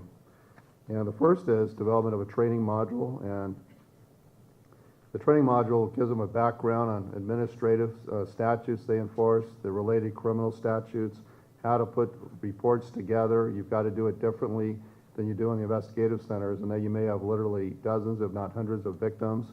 You need to use an investigator statement as an example, how to testify in criminal trials, the words that you need to use to convince a jury that the crime was committed, and the post-investigative requirements that you heard Carol Reed discuss, that David Leary's been very receptive to performing. Now, we've had our first meeting. We had our meeting last month. It was a 6-hour training course, and the peace officers, they got a lot out of it. We also brought in an industry expert to explain what's happening out in the field, someone that could show them hands-on as to how consumers are being victimized by service and repair contractors, and that was very helpful to them. We do conduct, or we're proposing to continue to conduct monthly training sessions. They're generally on the telephone, occasionally to be in person. We'll have deputy DA investigators and prosecutors that will attend those calls. And then perhaps most importantly, we have training that's been put together by the DAs as we speak. There's training in Riverside County for all of our peace officers this week. It started yesterday at 10 a.m. It will conclude tomorrow at 5 p.m. So they're currently in Riverside with Human Husseinian and Elise Farrell providing the training, and you've had an opportunity to meet and recognize Elise and Human at prior board meetings. And then finally, they'll continue to work with DCA's Division of Investigations on the defensive tactic training, and also the training modules that they have put together, and they call them portals, where they learn different investigative techniques, and they learn different ways of serving search warrants and partnering with law enforcement. So what I would ask is that you approve the recommendation that was made by the committee, that the peace officers have a structured training module, that they continue to have monthly training sessions, that we'll continue to encourage them and also provide the travel that they need to provide training by the California District Attorneys Association, and they'll participate in the quarterly defensive tactics training provided by DCA's Division of Investigation. Mr. Chair, I move. All in favor? Oop. On the question? All in favor? Aye.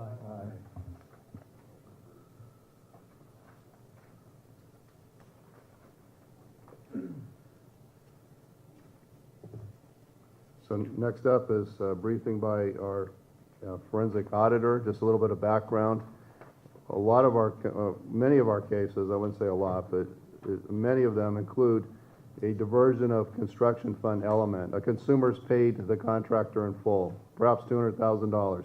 That contractor diverted money to personal use. Maybe, we had one case that was kind of interesting. It was Aquarius Pools, where the contractor diverted money received for plastic surgery for his wife and spent a lot of money doing that.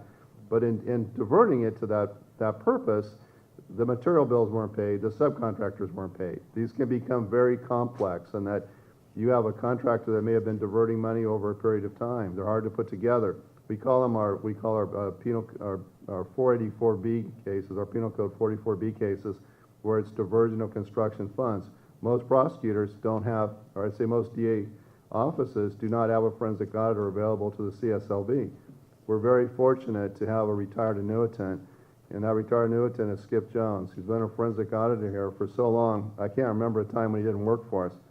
So I'm hoping, Skip, you'll tell us just how long you've worked here and share some of your successes. Thank you. Actually, I'm coming up on working here about 10 years now. So a little background is I retired from the state of California after 40 years of meritorious service. I retired because it was economically necessary almost. I was making less money working than I would as a retired person. So, but all aside from that, I was 25 years of my work was as an auditor, 15 with Consumer Affairs and 10 with the Board of Food and Agriculture. So I retired on my birthday, October 30th, and I started working for CSLB the next day. So obviously I had some planning there. I would like to just, I have my definition of what a forensic auditor is, just because it sounds more mystical than what it really is. And in my definition of a forensic audit is it's an application of accounting and investigative skills to make a determination if a crime has been committed. So all the work that I do for the board is to review records, and they're not always bank records. A forensic auditor can look at all kinds of records. I can look at the records of the contractor or the invoices. Usually bank records are involved because what I'm primarily interested in and making a determination of is if monies have been diverted. So to do that, I kind of have to look at a lot of different things. And a forensic auditor has to have the ability to organize the findings into a presentation that is understandable and defensible in a court of law. I mean, that's the talent that you have to bring to the table. Everybody can say, well, it certainly looks like the consumer paid $500,000 for a job, and he didn't get $500,000 worth of materials, goods, and services for the money that was paid, and he didn't get from the contractor. But that doesn't necessarily mean that that money was diverted. I have to look at the records, I have to make that determination, and if I, in my mind, am confident that I feel the crime has been committed, then I will put together a report and meet with the district attorney and decide whether this is a case that they want to take and prosecute. But I primarily deal with the Penal Code section 44B. It's one of the best penal code sections there is, and for the simple reason that it's a no intent law. And what I mean by a no intent law is you've got Penal Code Section 47, grand theft. Another penal code section I deal with is 532, which is taking money under false pretenses. Those laws are all intent laws. So if you get before a jury or a judge or a district attorney, you have to, with an intent law, and this has been my experience my whole career, even as far as a appellate court judge when it got to that level, is it's very difficult to prove what somebody's intent was. We all know that. I mean, that's why felonies become misdemeanors, because we will plead a misdemeanor because it's just easier to do that than to go and try and determine what was in somebody's mind, what their original intent was. I mean, they'll always say, I did not intend to steal that money, or I did not intend to defraud somebody. It was a victim of a lot of events and circumstances. So with 44B, and what I have to convince district attorneys throughout the state is that because in many cases they're not familiar with the law, that it's an easy law to prove based on my work product, which is an audit report, and my ability to convince a jury and a judge based on my findings that this willful act occurred. And what I mean by that is that a contractor accepted money and didn't provide the materials, goods, and services for which that money was accepted. To me, that's very simple and clear in my mind, but you always have to think in terms of, at some point, you're going to be before a jury or a judge, and you have to convince them also. So with accounting, it's numbers, and usually the numbers do not lie. I mean, you'll get a lot of argument. I get a lot of cross-examination. Well, you know, how do you know that this money didn't go here or didn't go there? And basically, in almost all of my cases, the work product is a reconstruction of the contractor's business banking account. And I can show, and I have the proof, obviously the canceled checks or usually the canceled checks, I can prove that those monies went into this contractor's account. In almost all cases, with the exception of one, at some point, that account becomes overdrawn. And when the minute that account becomes overdrawn, those funds were diverted. I mean, it's a concept that's so crystal clear in my mind, and usually becomes crystal clear in the prosecutor's mind, and sometimes the jury's mind, and the judge's mind, that if that account's overdrawn, and that consumer did not get their materials, their goods, or their services, those funds were diverted. It's just absolutely clear, and then when the light bulb goes on, then everybody's clear on that. If the funds were still in the bank account, they could argue, well, they haven't been diverted, they just haven't been applied. The invoice, or the materials weren't bought, or the labor wasn't paid for. But the minute they're overdrawn, it's diverted, and that's always what happens because the contractors use the money for other purposes, or they steal it, or for whatever. So I had, so far since I've been working here, I probably had about 50 diversion cases that I've worked on. And sometimes the cases are enormous and a lot of work, and there's lots and lots of records. And I think the Avi Goslin case, which I did not know was going to trial, is not one that I did, and it took a long time to put that together. Excuse me. But since I've been working for the board, I have actually testified, well, and that's another thing, is you put a lot of work into a project and you put the case together, and your hope is that it does go to trial because that's the opportunity that you have to testify and, let people know all the work that you did, whether it was good or not. But generally they will, in fact, I have a subpoena right here to appear tomorrow in a case in San Mateo, and I got a call, a voice message, that it has been put off. But what will happen, down the line, you'll go to a preliminary hearing, and generally they will plead out, and you don't get to go to trial, which is unfortunate for me because that's the thing I would look most forward to. But since I've been with the board in the last 10 years, I've had trials in Los Angeles, Alameda, Riverside, Marin, San Diego, San Mateo, Santa Barbara, and Ventura. I have pending cases that I will come to trial shortly in Los Angeles, Ventura, San Francisco, Contra Costa, Sonoma, which I just got last week. I met with the DA in Sonoma, and Marin. So the point is, diversion of fund cases occur all over the state. They occur in all of the jurisdictions, and each time I get in a new jurisdiction, it's a learning process for the district attorney generally, and you have to just kind of educate them and bring them on board. I get my cases after the investigators have normally completed their work. By the time I get a case, the contractor has been administratively cited or his license has been revoked. I get them because we want to put this person in jail. I'll just touch on a couple of cases that I have had over the years, and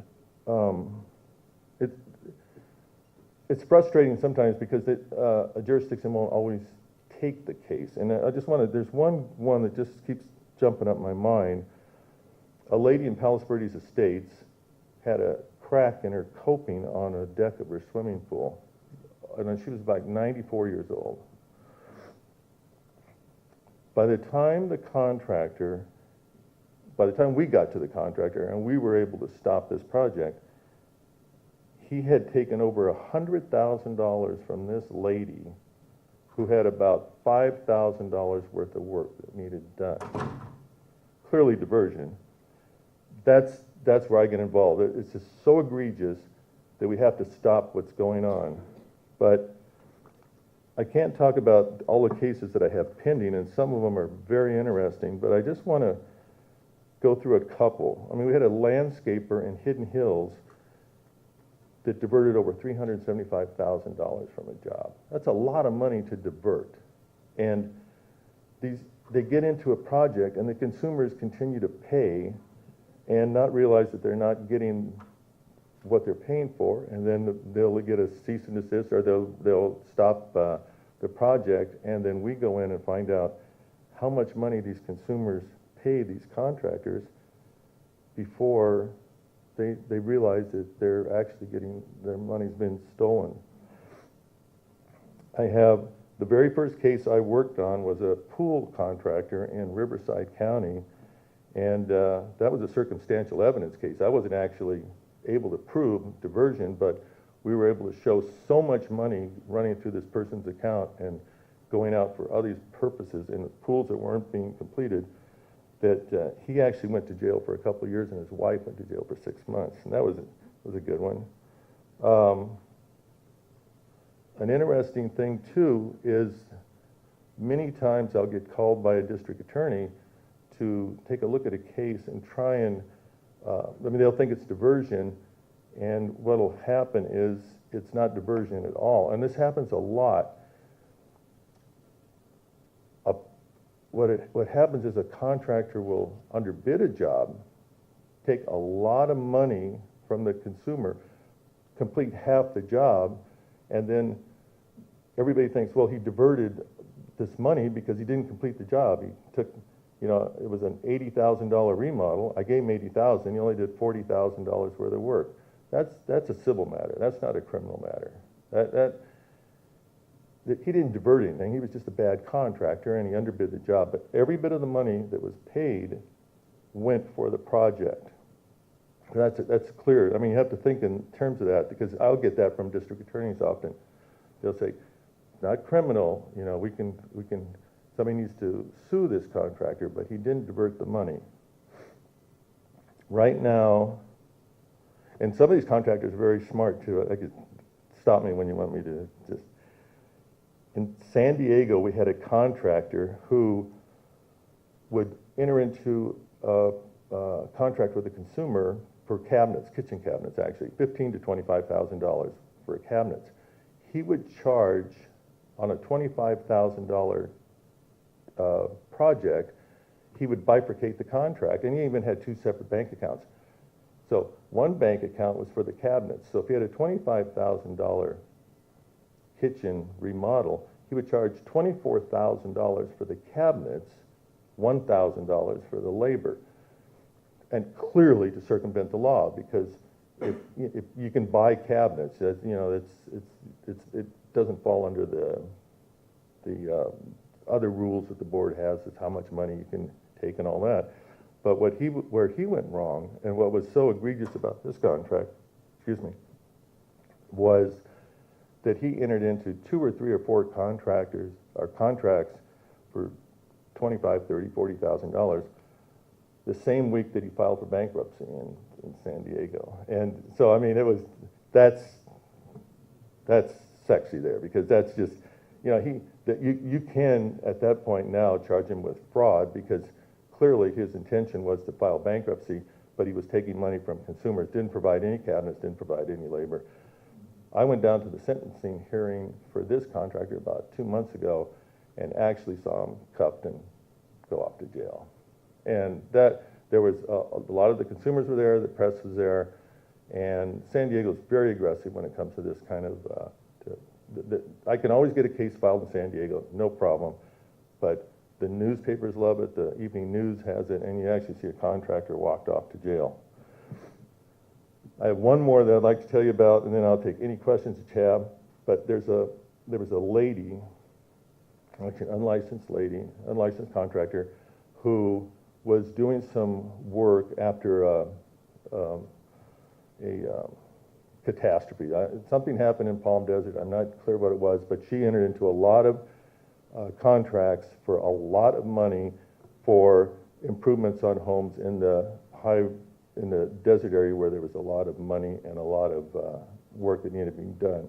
So Riverside was very interested in it. They brought me on board.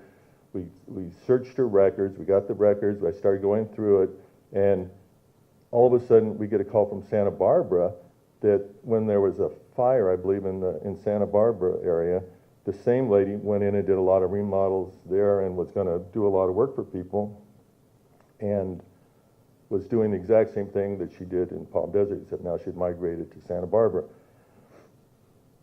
So when I'm just checking my audit report last night to see what the diversions were, but in Santa Barbara alone, and I worked directly with their investigator and I did the audit, it was a big job.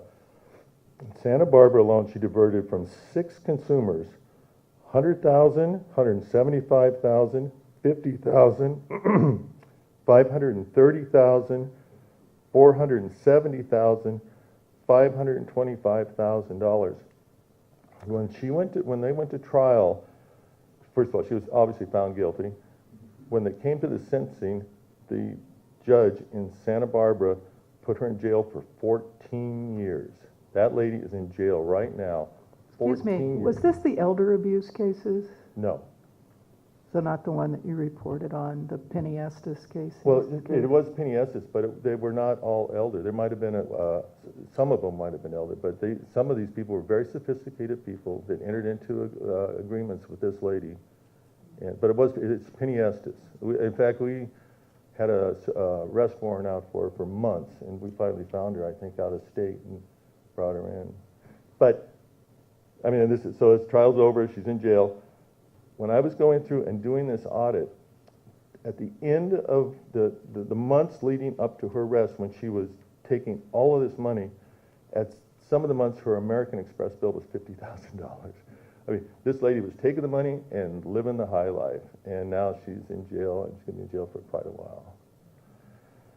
So I enjoy my job.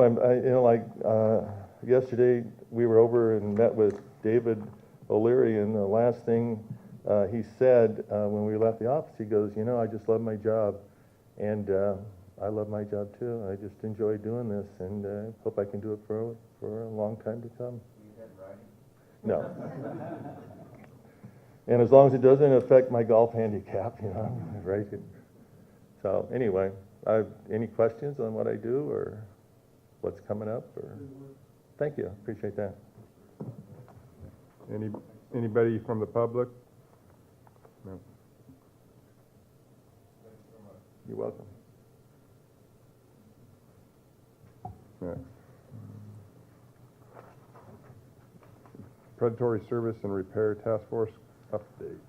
Thanks, Mr. Diaz. At the April 24th board meeting, the board directed staff to partner with DAs, the Better Business Bureau, industry partners, and other stakeholders to address the predatory HVAC contractors that are victimizing consumers. I'm pleased to report on August 29th, we had our first task force meeting in our Norwalk office. Representatives included the LADA's Major Crime Unit, the FBI, we had Franchise Tax Board, EDD. We had lots of referrals from the Better Business Bureau. It came together well, and prior to putting that meeting, conducting that task force meeting, I had the opportunity to meet with the Los Angeles District Attorney's Office, and they asked to take the lead role working on this task force. So that's wonderful considering the resources they have and the number of victims and predatory contractors that are operating in LA County. As far as where we're at with this, you're familiar with Yar Zilberman and Eldad Seitan. If you've been following Steve Sands' reports, you know that they're currently being held in the LA County Jail on $1.3 and $1.4 million each. And what's interesting about them is we interviewed Yar Zilberman. Two of our peace officers went to the jail and interviewed him. And he made it very clear, as soon as he gets out of jail, he's going to resume his practice. He's not going to stop. But they're making a lot of money, and what I find unique about this case is that they're not just taking money in LA County, they're taking money in other counties. They're in Santa Clara, Contra Costa. And often, if they find an elderly victim and they're going to replace the ductwork, that seems to be one of the more common scams because they know consumers won't climb up in the attic, they'll charge over $100,000 when they haven't done any work at all. So it's not your standard case where a prosecutor may be reluctant to file charges. It's quite the opposite. Many of the counties are not willing to relinquish the control or the prosecution to LA County. They want to prosecute themselves. And so we're being very conscious of that and making sure that our investigators are working with their DA investigators. But it's a tremendous case. I believe that you're going to be very pleased with the outcome. We've got a lot of stings and different undercover operations that have been conducted and will be conducted in the future. But that's my update on the service and repair update. Is there any questions? Any questions from board members or public? Thank you, Dave. Public Affairs Committee report, Pastor Herrera. Thank you very much, Mr. Chair. And we're going to be covering three items here. One is the approval of the the August 18th report to the board. Also, we're going to give you an update. And the last thing is we're going to ask for the approval of the 2014-2017 communications plan for the Contractor State License Board. Before we do that, however, I wanted to commend the public affairs staff, the investigative staff, and all our partners, including the Department of Insurance, for their work in assisting us with the Napa earthquake response, not only to the public, but the media outreach that they did. I don't know if many of you saw the links that were provided to us. I mean, excellent coverage. And to not only the community there, but I guess for us as consumers, I thought it was very, very well done. And of course, also your response that you've done for the fires, not only in San Diego, but El Dorado and Amador County. Thank you very much for your good work, and all the staff there at Contractor State License Board. Next item is the program update that you have in your packet. We had a meeting on August the 18th, and if you have any questions, we're willing to answer them. If the public has any questions on the summer report, we can answer them at this point. If not, Mr. Chair, I'm going to ask for a motion to approve that report. Any questions? So moved. Second. Second to you. Yeah. Okay, thank you very much. And let's go on for the program update. Do we need to I'm vote? sorry, did you? All in favor? Opposed?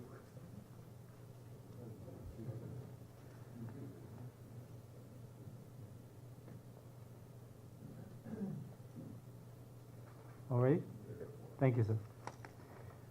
All right, let's go for the update. Just a couple of highlights, and Rick will actually do the more detailed report. One was the website. Rick sent us an email on September the 5th on the new website that was launched with the assistance of the IT staff and other staff members. It's really a great work that was done, and it really kind of assists for all the tablet users and smartphone users that want to access our website. One of the outstanding things is I think Contractor State License Board was one of the first state agencies that really have adapted the new technology and template for this. The other highlight that I wanted to mention was basically the video and digital outreach.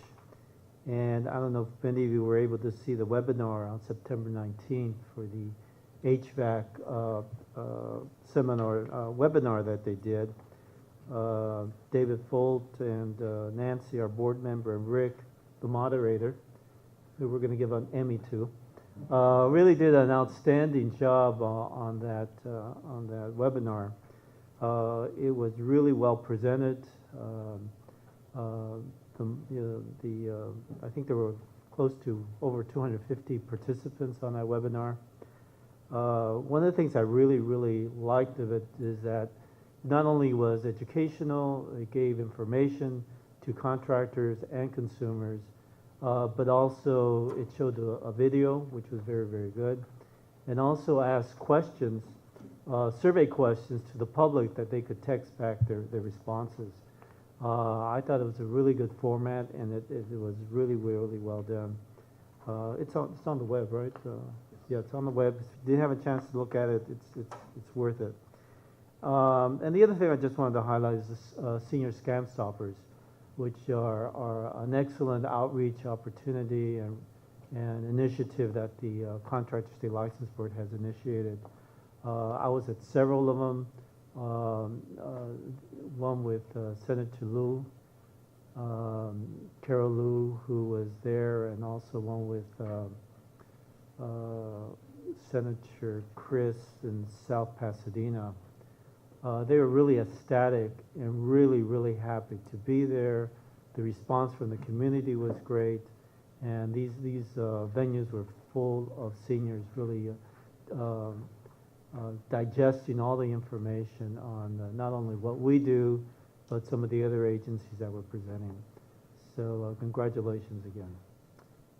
So Rick, do you want to take it from there and do the other highlights? I will. Thank you very much. Thank you very much. Thank you for the kind words. Yeah, I did want to start with the website. As Pastor mentioned, after months and months of work with Public Affairs and our Information Technology team, the website was launched on September the 5th. And I want to point out is our site is probably one of the larger sites around. We had more than 1,700 pages that had to be completely built from scratch and updated. And as you can expect with a job that big, there's little hiccups here and there, little typos and things like that. So we actually have weekly meetings where we have somebody from our staff meeting with somebody from IT, and we're going through the website page by page, making those corrections. And we'd encourage anybody, if anything, broken links, little things you may see, is to give us a heads up on that, and as we go through and continue making sure everything's as good as it can be. In the video and digital services, we're getting a lot of use out of our equipment, and we're doing exactly what we had hoped to when we purchased this equipment. And you can see it at the bottom of page 1 and going on to page 2, some of the things. We did have a town hall meeting for the HVAC industry that we conducted in San Leandro on July the 10th. We are also, as Dave talked about, the predatory service and repair operations. We are videotaping a number of these undercover operations, not making that video public yet, but at some point in the near future when we are going to go public with this, we are going to be using some of the things that we are gathering now. So we have those on an ongoing basis. On page 2, as Pastor mentioned, the live webinar, that was last Friday. And we did have, I believe the highest count was 275 viewers, and I'm told that of a live webinar, that's a pretty respectable number. So we did a lot of outreach trying to get the word out to the HVAC and building officials. It was one of the priorities was to get them involved as well. And so I think we've had good response back from that. And then you see we obviously are doing the live web streams of our meetings. At the bottom of page 2, we have added one new social media program that we're taking advantage of now. It's Flickr. It's a picture sharing, and most of the things we're doing now is pictures from our enforcement operations. It's just a much more efficient way to share that information with the media, although anybody can go to it and download pictures. And as you go through page 3 and 4, I'm not going to get into too many details about this, but our social media is a slow and steady growth. The likers, the followers, all those Twitter terms and things that we're using, it continues a slow and steady growth. On page 5, you see the number of press releases that we've issued since the last board meeting.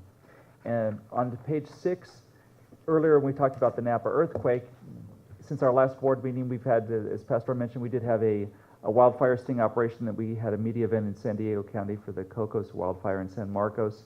We did our summer blitz since our last meeting, and we did have a press event in Sacramento at our offices. We did Sand Fire, which was another fire right along the El Dorado-Amador County lines in July. We did media outreach for that as well and had media with us as we were out in the fire area. On page 7, the Napa Valley earthquake, just a brief recap of that.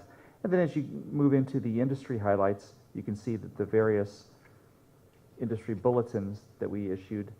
On to page 8, I did want to note for the board that we have made a hire in our open graphic designer position. Amber Foreman is the name of our new graphic designer. She's on board now and doing a great job. She's hit the ground running, and we're hoping now to get some of our publications kind of we've been holding off on, waiting for her arrival, back on track. But you can see on page 8 the number of things that we've completed in production and developments right now. I also wanted to bring to the board's attention, we have been contacted by a group from Saudi Arabia's Ministry of Municipal and Rural Affairs, and we're working with them. They would like to come out and spend a day or two with us at the board to see how our operations work as they try to design a system for contractor classifications in Saudi Arabia. We exchanged emails yesterday, actually, and so hopefully we'll be able to get that coordinated sometime this fall or winter. As Pastor mentioned, the senior scam stoppers on page 9, I did want to note that Jane Kreidler from our staff who does our outreach is, I don't know how she does it, maybe she just really loves the frequent flyer miles. She's going, actually 2 weeks ago, she actually conducted 6 senior scam stoppers in a 5-day period, all over the state. And so and you can see some of the listings of some of the places she's been. She's on a well-deserved vacation this week, but as soon as she gets back later this week, she'll hit the ground running again. And we do have our intranet, which is our employee internal website for those on the CSLB network that the Public Affairs Office runs. We are updating that on a continual basis. And there you see some of the information on page 11. And that completes the Public Affairs Program updates. Thank you very much, Rick. Is there any comments from the board or the public? Okay, well, the last item here, we have the approval of the 2014-2017 Contractor State License Board Communications Plan. Rick, did you just want to kind of do a quick overview? And then we can then discuss it, and if the public has any comments, we'll take it there, and then we'll vote on it. Great. The Public Affairs Office has a communications plan that we'd update every 3 years. The previous one was 2011 through 2014. So we took a proposed plan to our Communications Committee, Public Affairs Committee at the August 18th meeting, got their approval, and I just wanted to let the board kind of give you an overview, and I'm happy to respond to any questions or any clarifications you need. But just the basic idea, a communications plan is a little bit different than a strategic plan. The communications plan is more of like a 30,000-foot higher look at what we're doing, who our various audiences are, the kinds of things that we're trying to do. The strategic plan that we go and do every year digs into it and actually specific action items and things we are going to, ways we're going to accomplish our goals in our communications plan. So the plan is kind of a roadmap for getting our message to our audience and helps us keep our focus as we move along. And as you can see on page 1, we talk about the purpose in that second paragraph. It supports our strategic objectives, provides a framework for the internal and external communications that will be developed and managed. So the board knows there were This is very similar to the board-approved communications plan we had 11 through 14. Some of the things as far as our social media and channels change, it's because technology is changing. A lot of our short and long-term goals are very similar. And in measurements of success, it's kind of an ongoing, this is kind of a starting point. There's lots of different ways that we are trying to measure the success of things we're doing. I'm happy to answer questions from the board if they've got anything specifically they'd like us to discuss. Any questions?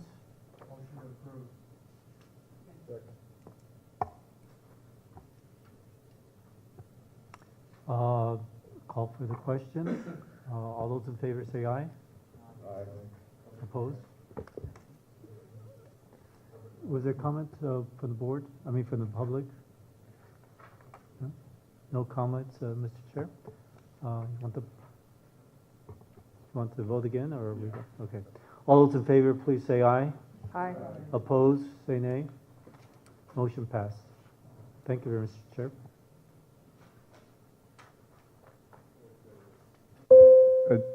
Agenda item I, legislation, Joan Hancock, Chair. Good morning. This is the review and approval of the September 11th, 2014 Legislative Committee meeting summary report. Subsequent to the other three committees meeting on August 18th, our committee decided we needed to have a meeting as well, and all members were present except for Augie, who had an excused absence, and I believe Paul teleconferenced in. Basically, we had this meeting on 9/11, so we made a referral to that important date. This was not a regular legislative committee because we decided that we were in need of reviewing some of the information that came out in the proposed Sunset Review report. There were three recommendations that you received in your packet on the Sunset Review notes that Steve and Laura and all of our chiefs sent out. The specific ones that we wanted to discuss further were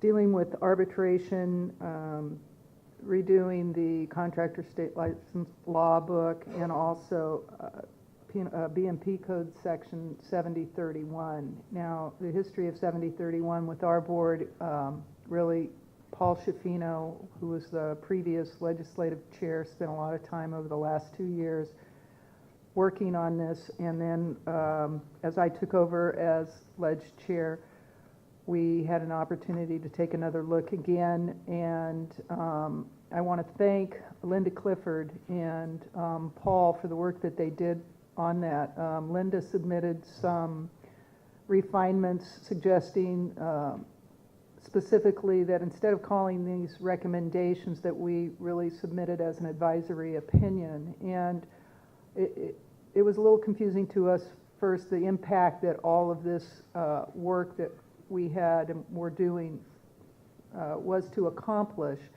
And Steve was really great and really explaining to us that we needed to, and I'm sure he will say it again, really set the stage for the issues that are really important to us and how we want to present them. So all of us as board members had an opportunity to respond to the proposals issued in the Sunset Review report by committee or individually. And we did the same thing as well. So I thought that it worked very well.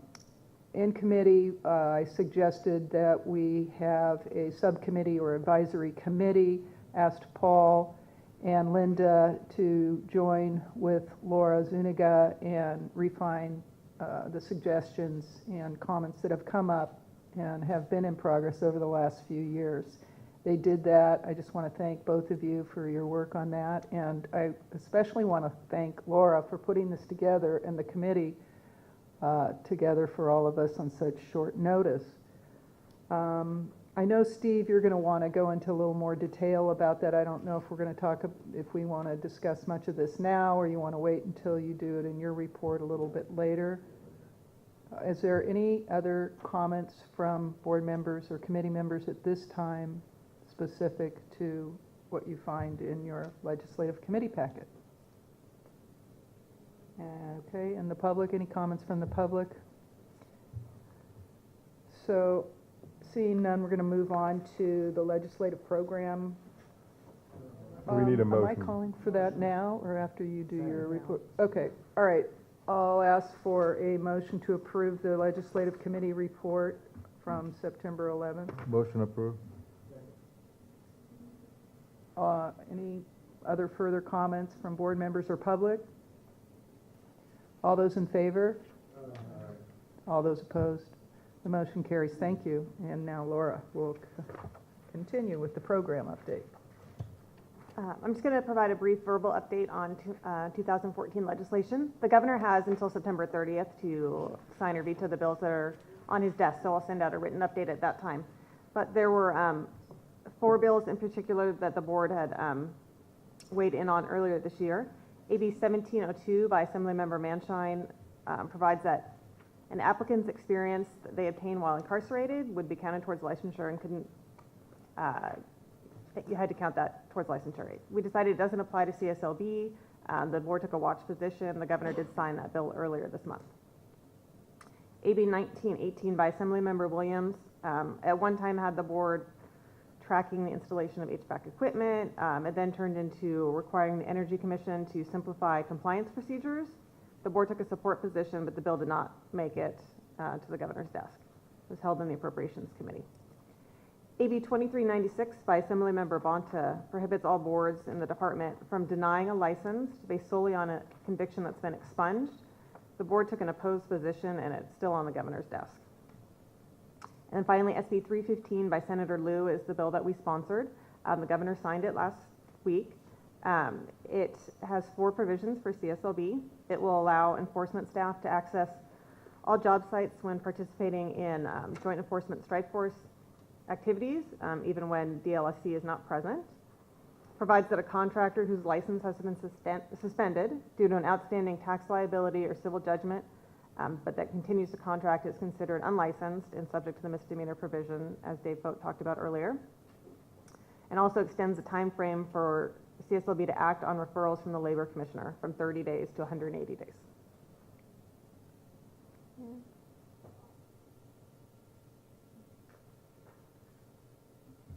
All right, thank you. I'm going to ask that you summarize that and perhaps send it to us in a memo later, since it didn't appear in our packet. I know you didn't have much time because we as a committee didn't allow you to do that. I will. I'm going to wait until the end of the month when the governor's finished acting, and then I will send out a full status report on all the bills. All right. With that, any other comments from the board or the public? All right, thank you, Mr. Chair. Before we go to the licensing, I want to announce that Bruce Rust has an excused absence, so put that in the record. Thank you. And now licensing, Chair Linda Clifford, excuse me. The licensing committee met on on August 18th, along with the other committees. And you have a summary of everything we went through in the packet. We did have an update from Karen Robinson, and specifically to the providing the workload statistics for the division, taking over the implementation of the experience verification process, reassumed from the enforcement division. And then we did have a demonstration of the new SCORE touchscreen testing update, which was very cool, and the programmers were very cool, and everything was really very impressive.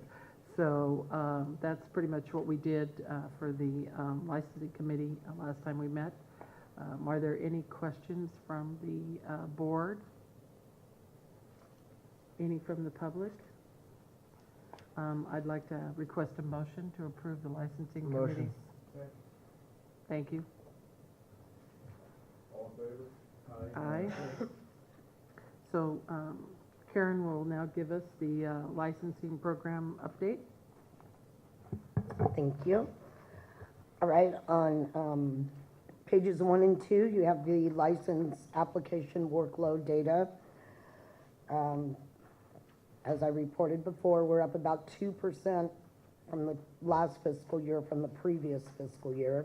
We've got the numbers in front of you. On pages 3 and 4 are the statistics for the limited liability companies. You'll see the number of applications filed, whether they are waiver or exam, that's on page 3. And then on page 4, the total numbers filed, the number rejected, how many issued.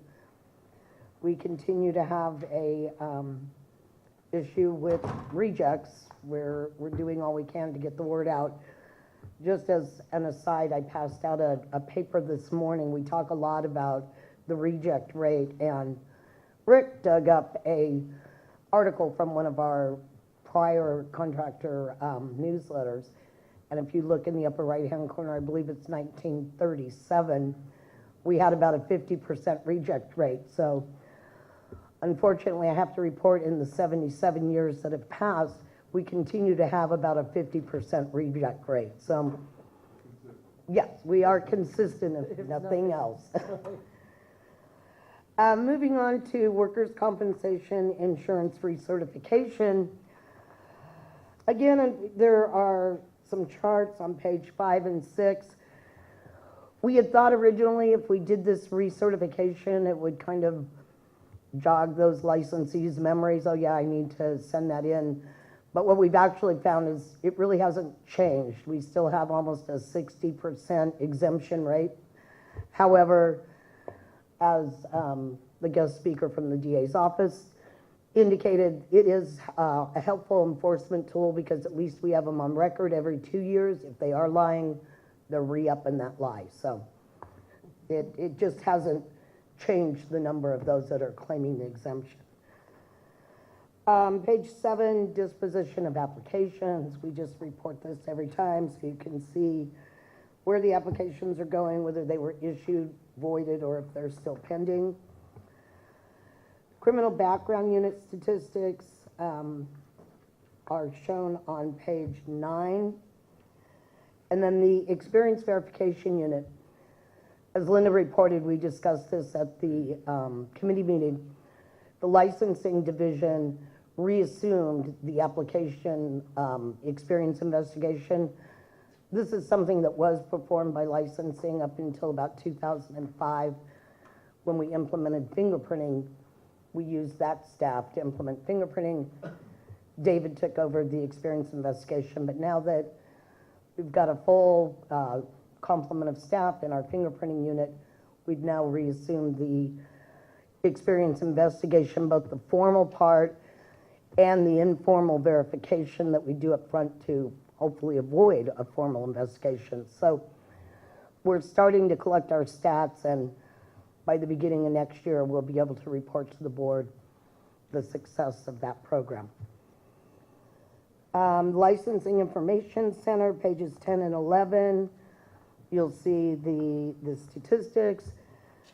They continue to do a great job. July, we went a little bit over the board goal of 4 minutes for wait time. Often, we've got staff vacations. We had 2 new staff come on board that we were training, but we still kept it pretty close to the goal of 4 minutes. The judgment unit, which handles outstanding liabilities, bond payment of claims, and of course judgments. The statistics are shown on pages 13 through 15, showing how many, for example, outstanding liabilities, how many notifications we sent, how many licenses we suspended as a result, the reinstatements, and then the savings to the public. Same for judgments and bond payment of claims, and then you'll see the total of all 3 at the bottom of page 15. And then pages 16 through 19, those are our processing timelines showing you the number of weeks before an application or document is pulled for processing. So that completes the licensing program update. Do you want me to go right into the testing? I think so, yeah. Okay. So unless there are questions on the licensing program? Okay. The testing program update. The testing division released 2 new examinations in August for the C13 fencing and the C60 welding classifications. In early July, the Sacramento Test Center successfully launched SCORE 1.5, which is an upgrade to its custom test development and administration software. It is now functional at all 8 sites. The software upgrade coincides with the implementation of the touchscreen computers, a new function that candidates have welcomed. Shorter instructions and easier navigation through the testing process allows candidates to complete the examination more quickly. The SCORE upgrade also makes it easier to administer civil service exams, which, by the way, the Enforcement Rep 1 civil service exam was given in June. And Linda mentioned about the SCORE touchscreen. It really is an impressive update to our system. There is currently 1 vacancy in the testing division, and interviews are being conducted this week. And that's all I have for the testing update. So any questions from the board? Paul? Hi, Karen. Thanks. As usual, great presentation. On page 15, you refer to the bond payment of claims, savings to the public, total savings to the public. Right. Is this payment on the surety bonds? Yes. And so just interpreting the up above the letter type sent, initial suspend, could you just kind of explain that to me briefly so I understand? We send out, when we are notified of a bond payment of claim, we send out an initial letter. And it tells them you have X number of days to fix this. Either reimburse the surety company or post a new bond. If they don't, then we suspend them. So what's the process then? Just if somebody wants, if a consumer is somehow injured and they want to pursue a bond claim, what's the process? How does it get here? They go to the bonding company. They make the claim to the bonding company. And they get the phone number off the website that says, here's the surety bond, it's on the, and they call them up. From and the they say- contractor's bond, correct. Okay. Then the bonding company makes a decision as to whether or not it is a payable claim. If they pay out a claim, they notify us. The bonding company notifies us. Okay. We then tell the contractor, you've got to, either reimburse the bonding company or post a new bond, otherwise the license is suspended. Understood. Okay. And Thank then you. it really comes down to the bond being reinstated, regardless of what they negotiate with their bonding company. Understood. They've got to put a bond back in place, either from that bonding company or another one. Understood. Okay, thank you. That got me there. You guys all done? Yes, any questions from the board or any questions from the public?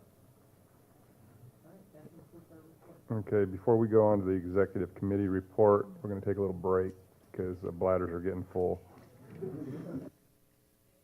Back in, is 5 minutes enough? Yeah, that's fine. 11:20.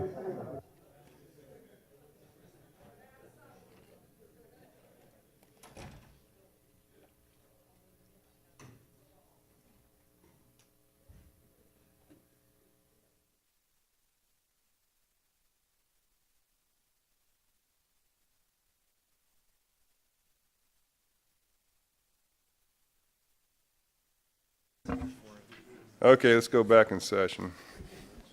Wait a minute. We said, I didn't call it 6. Who am I missing? It's only 7. Oh, I didn't see Linda gone, sorry. Yep, that's 7. That's still a quorum. You can still give informational items out.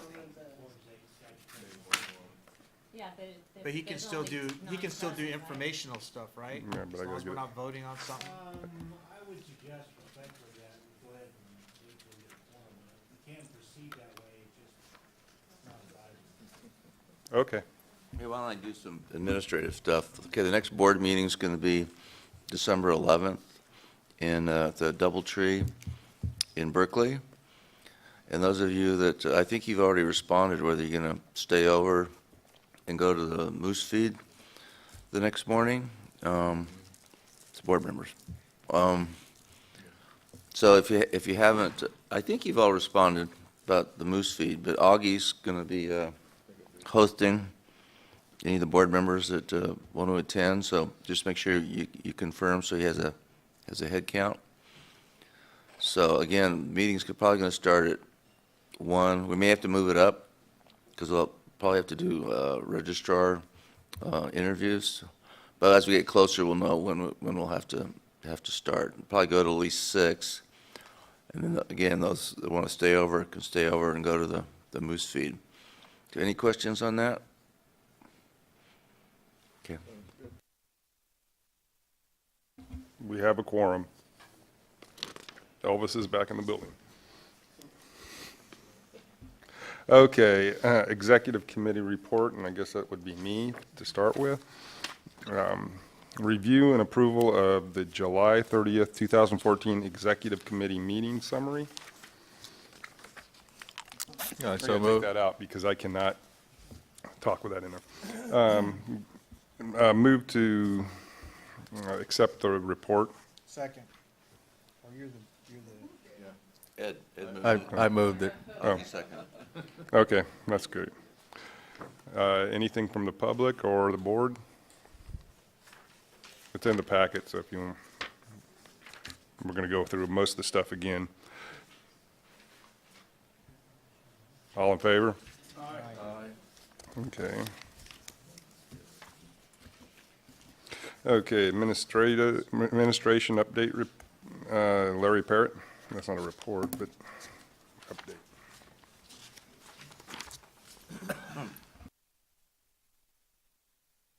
Thank you.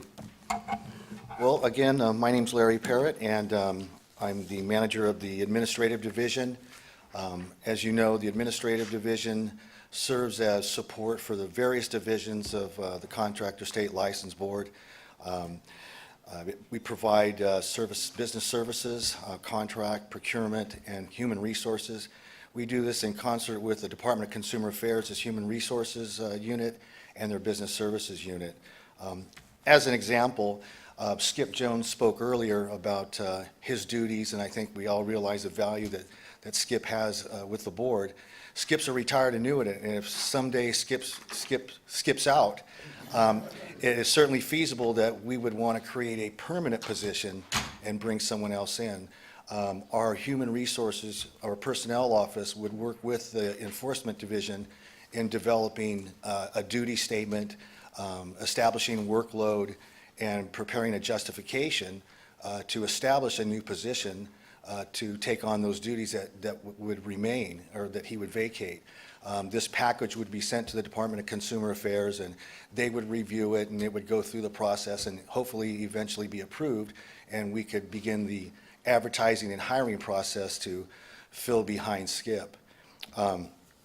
Other items that we provide support to for the divisions are listed in the packet, which I'm sure you've already read. But some notes are, I think, an example of our enforcement division's expanding role and their need for more space as they grow. And so in our San Bernardino area and West Covina, you can see that we're expanding offices to make way for additional employees. And also, another note is our fleet, our constant replacement of vehicles so that we're always on the road, and our enforcement division is always on the road and addressing the various complaints that they receive. We're constantly giving examinations so that way we always have a core group of people to choose from eligible lists so that we can hire. On the last page, that lists our vacant positions, there's an error. It says that as of May 13th, that we had 41 vacancies. The error is that actually that was 41 vacancies as of a couple of weeks ago.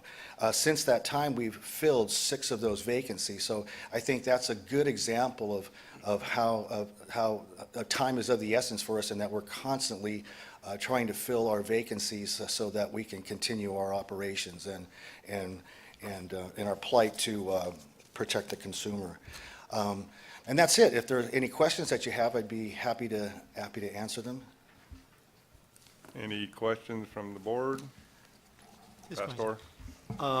You know, on your page 1 of your report, business services update, you mentioned that collection agencies are going to be pursuing the collection of some monies by unlicensed contractors.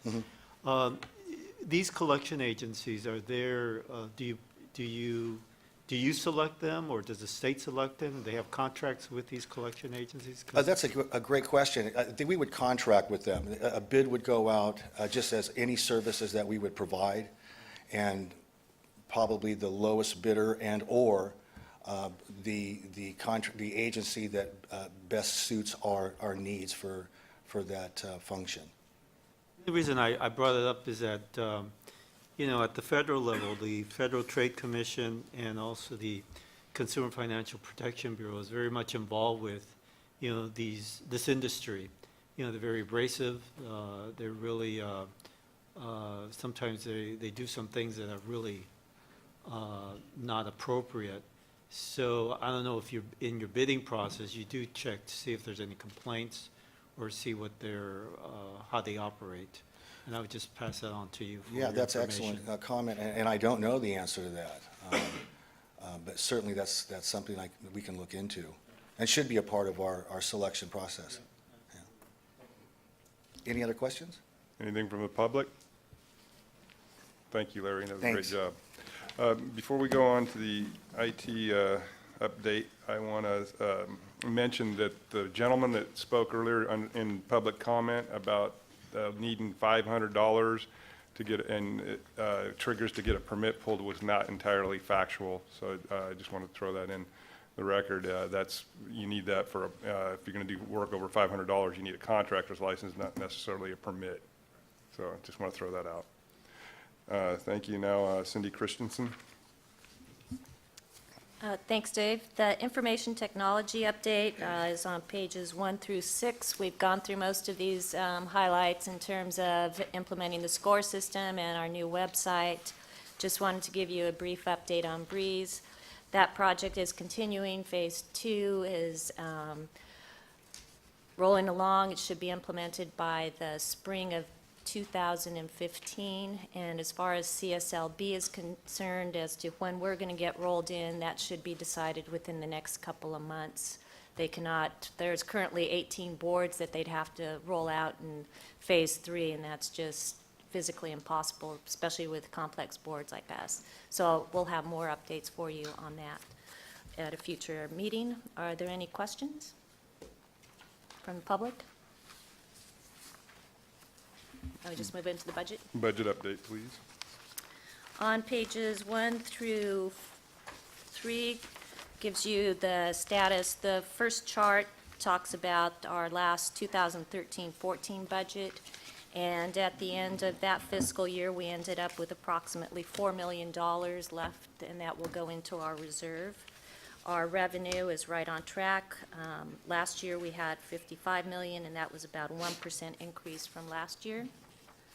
On page 2, that talks about our preliminary budget. We have a total of about $62 million that we have approved to spend for next year. Typically, we don't spend that much, and we anticipate getting approximately about the same amount in reimbursements, which is a good thing. On page 3, provides the fund condition, and as you see in 2014-15, that's the second column, we had about 4 months in reserve.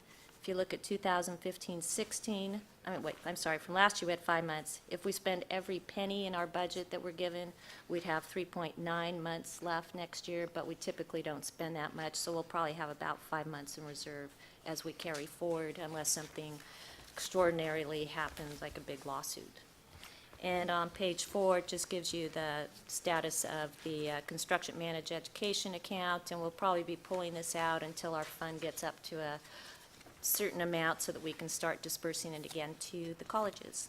So any questions on this or from board members or the public? Strategic plan update?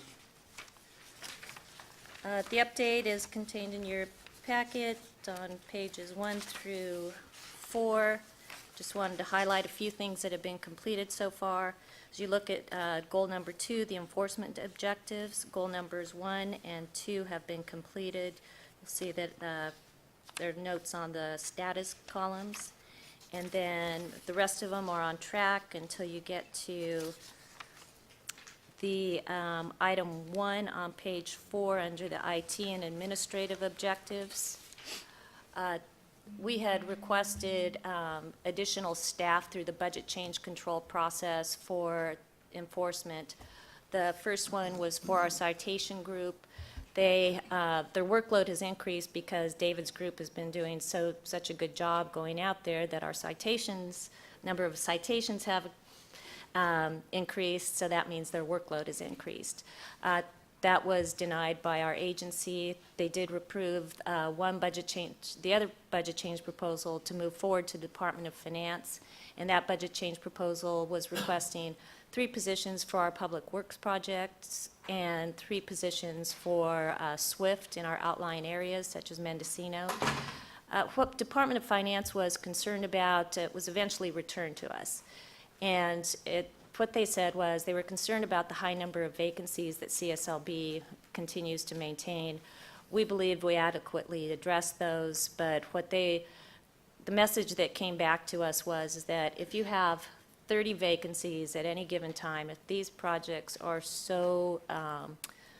such a high priority to CSLB, you should probably consider redirecting those positions. We did not have adequate time to go through position by position to justify as to why they are, but we do know that we can address that, and we will continue to pursue it in future years.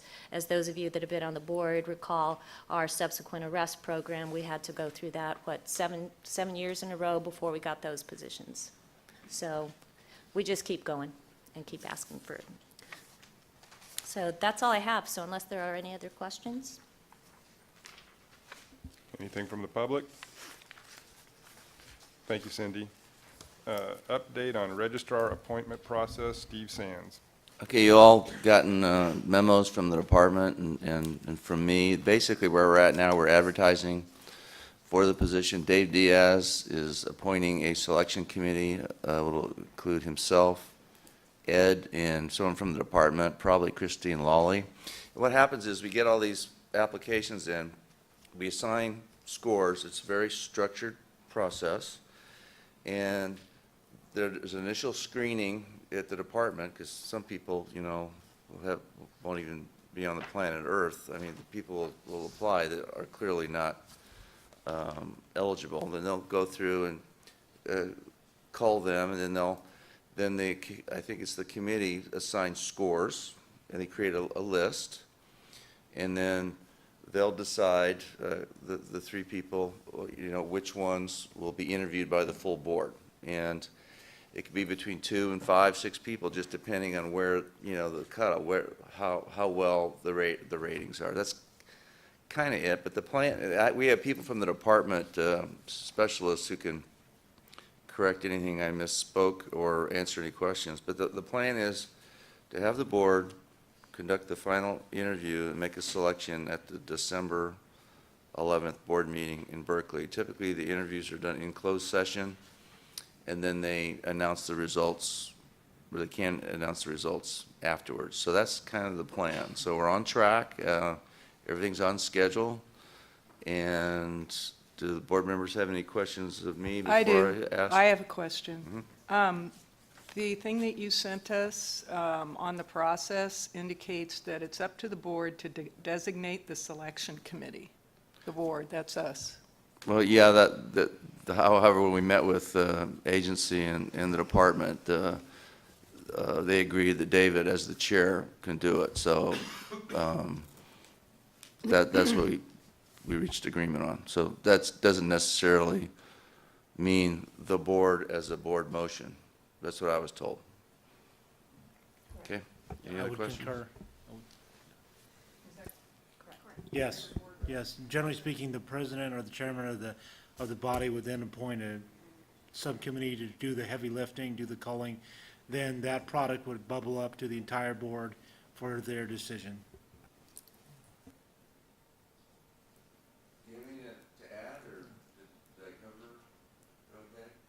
I think you covered it. Any other questions from the public? Anybody? Thank you, Steve. Sunset Review Report and Recommendations. Steve Sands again. Okay, we're on track. I mean, I want to thank all the board members for the great input. Melanie Bedwell wanted to congratulate Pastor for all of his edits and pages of corrections. Well done, Pastor. Very well. You have a... Want some more? Send them to Laura. It's between you and Laura. As you can see, we added a whole another section dealing with resources, and thought being, we want to memorialize for the board, the legislature, administration, what we believe are would be good policy, which would be to increase some of our enforcement staffing. And we have these 4 areas. So again, this will be, it's an issue. We're not saying it's not a recommendation. It's not a BCP. This is an issue we would like them in the board to consider. So again, we'll continue to fine tune this. Every time I review it, I see things I need to update or change or correct. We're reformatting it with our new graphic designer. The bulk of the report is the statistics, and I think we're all 99.9% the way there. So we have the staffing issue, and then we have the overall revision to the law. And it's a broad stroke. We want to look at the contractor state license law, make changes in it, work with the legislature administration the next few years to make improvements. That's our overarching goal: simplify, streamline, update. And then within that area, we're saying, hey, here's some issues off the top of our head that you want the legislature to consider. And again, it's a point of discussion. When I talked to Joan and at the committee meeting, the board may want to have public hearings on all these things, really find out, what the industry and public interest groups, what their input is, and then either next year or the year after, you'll have specific, one way it might turn out, you may have specific legislative proposals that the board would want to sponsor and go forward with. Could very well be that some of these things the committee might include in our sunset bill. It just depends on the committee. That's how it works. Let me explain that real quick. We submit the report November 1st, and then the Business and Professions Committee, they don't have a joint legislative sunset review committee anymore, do they? They don't, so it'll be the Assembly and Senate committees. The joint, they like co-author? Assembly Sure. Business and Professions Committee and the Senate Business and Profession Committees. The staff from both committees review our report. Okay, that's And then right. they hold hearings together. Okay, so it'll be committee bills. In that bill, it'll extend our sunset date, probably 4 years. In the past, it's been 8 years. It just depends on how ambitious the committee and staff are, or whether they have any issues with us, which I don't think they will. And then probably in the spring, March, April, they'll have hearings. And what they'll do, we'll go to the, you'll go to the hearing, and the committee members ask questions. Industry can weigh in. Hopefully they'll say the board needs to continue. The board needs more enforcement staff, perhaps. The board needs to amend 7031. It's their chance to tell the legislature what industry feels about these issues. And then the committee will decide whether to amend the extension date, put other things in the bill, and then it'll go through the normal legislative process. Is that pretty accurate? Okay, again, the good part, the good point is that the board is held in high esteem by the legislature and administration.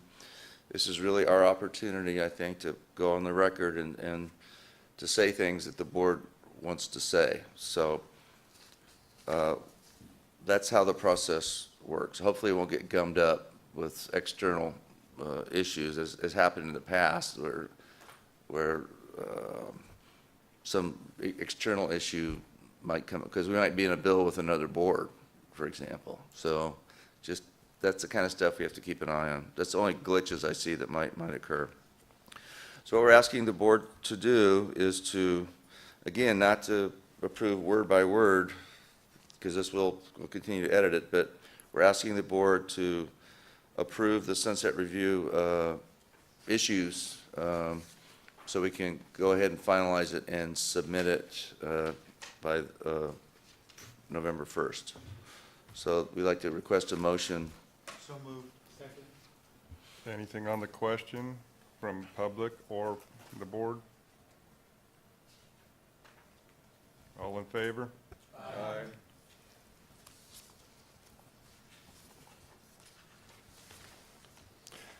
Hold on one second. Mr. Chairman, just I guess inherent in that was the fact that the board has essentially conceptually approved this and delegated to the registrar and the deputy registrar the authority to make, formatting, typographical errors, corrections, that sort of thing. Because you won't have another, as my understanding, you're not going to have another chance to meet before you submit the report. So I'm presuming that's what the board had intended, that you would allow, various formatting, typographical changes to go forward. But conceptually, the board's all on board, no pun intended, with what's proposed in this report. Yeah, that was the intent. Yeah. Okay. Whatever you said. No pun intended. Yeah. The board's you. on board. Yeah, thank you. I got it, okay. Thank you. Mr. Chair, can I ask that when you do get the final product, that as you submit it, you also give us copies so we know what that final. Oh, absolutely. In fact, Thanks. we'll send you draft copies. Again, we'll email it to you, and then to get your, give you another opportunity to go through it and see if we missed anything, you want to add anything. That'll be, to staff, but yeah. Whenever you've already gotten like 6 versions of this, so. I know. I'll have to- I'll have I'm to looking put- I'll forward have to that number 'em. final. Yeah, we'll Okay, definitely do thank that. you. Are Anything you else? talking about edits as to content?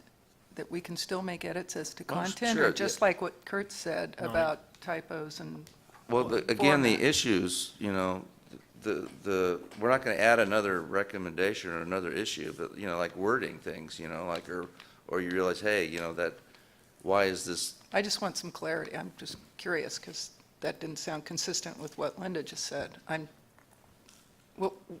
Was that your point?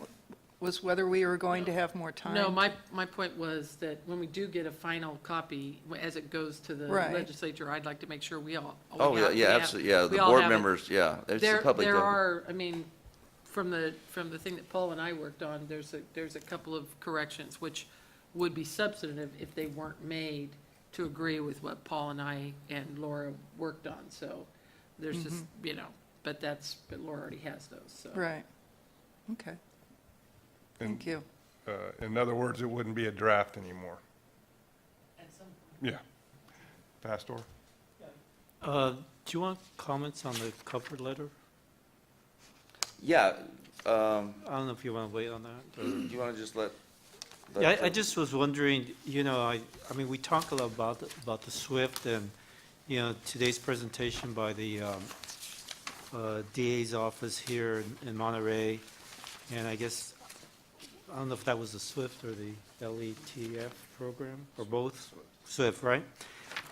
It's not really identified, or maybe it is identified in the summary here, but as part of one of the headings here, but it's not identified as a separate program. I thought that would be a good thing to add as part of the We accomplishments. talked about that, Laura. Why did we decide? I think in a prior version that we sent to the board members, the executive summary was more substantive. It was included in the report as key achievements. yeah, Right, and that's so we right. tried to shorten it to fit it into a letter format, so I think we just tried to strike as much as we could, but maybe Yeah. we did too much, so Well, that's. I thought that, since we're really kind of looking at that as a legislative recommendation or issues, you should also identify it as an issue in the cover, in your cover letter. You know, it looks like it's here, but it's not identified per se. I don't know if it's part of the enforcement eye on site or workers' comp pilot program, or is it part of the public works unit. I'm not sure where it might be, but I don't know, if you wanted to identify it as a separate initiative, maybe you could just put it in the cover letter. Well, the thought was that this is basically a transmittal letter, and quite frankly, you know, how it works is the committee consultant's probably the only one that's gonna read the report, and they're gonna focus on the stats and the issue papers. So that's where the real substance is. So we can definitely do whatever the board wants, but this is basically just like I said, a transmittal letter, a well-mannered letter highlighting some neat stuff that we've done and having the report attached to it. I'm just saying that I think the SWIFT, you know, task force is a real accomplishment. Oh, I see what you're saying. Okay, okay. Now I understand. So we will put a heading dealing with SWIFT in here. Okay, got it. No, I misunderstood. Kurt? I'll consider that to be sort of a nomenclature change, so I won't consider that to be substantive. And under the theory that Mr. Sands is exactly correct, essentially the transmittal letter is nothing more than, hey, here comes a report in all its glory. So I don't consider that to be substantive, and I would encourage the board members, if they have other changes to anything of formatting nature, nomenclature, sort of that, to present them to the registrar, or the deputy registrar, or Ms. Zuniga, so that we don't have any open meeting concerns about circulating among the members what a good idea or something is to report. So, thanks. I'll check with Public Affairs and let the board members know when we need to kind of have it finalized for formatting purposes and when we'll stop accepting comments and consider it to be a complete document. So we'll send out an email to let you know. Any other comments from the board or the public? And we already made the motion and carried and all that, so it's done. Future agenda items, any board members have anything they want to bring up at the next meeting? A couple of things that will be on probably the agenda. The legislative committee will be meeting before the board meeting and approving or recommending legislative proposals to the board, so that'll be on the agenda. The registrar selection, but I think the main thing will be legislative proposals and registrar. That's enough for a full day probably right there. But again, to remind the board members, if you ever want to put something on the agenda, you need to let the registrar know. I think it's 2 weeks in advance, so we can have time to put it on any board member can request an agenda item. That's when we check with Kurt, make sure we have the right wording and for the notice.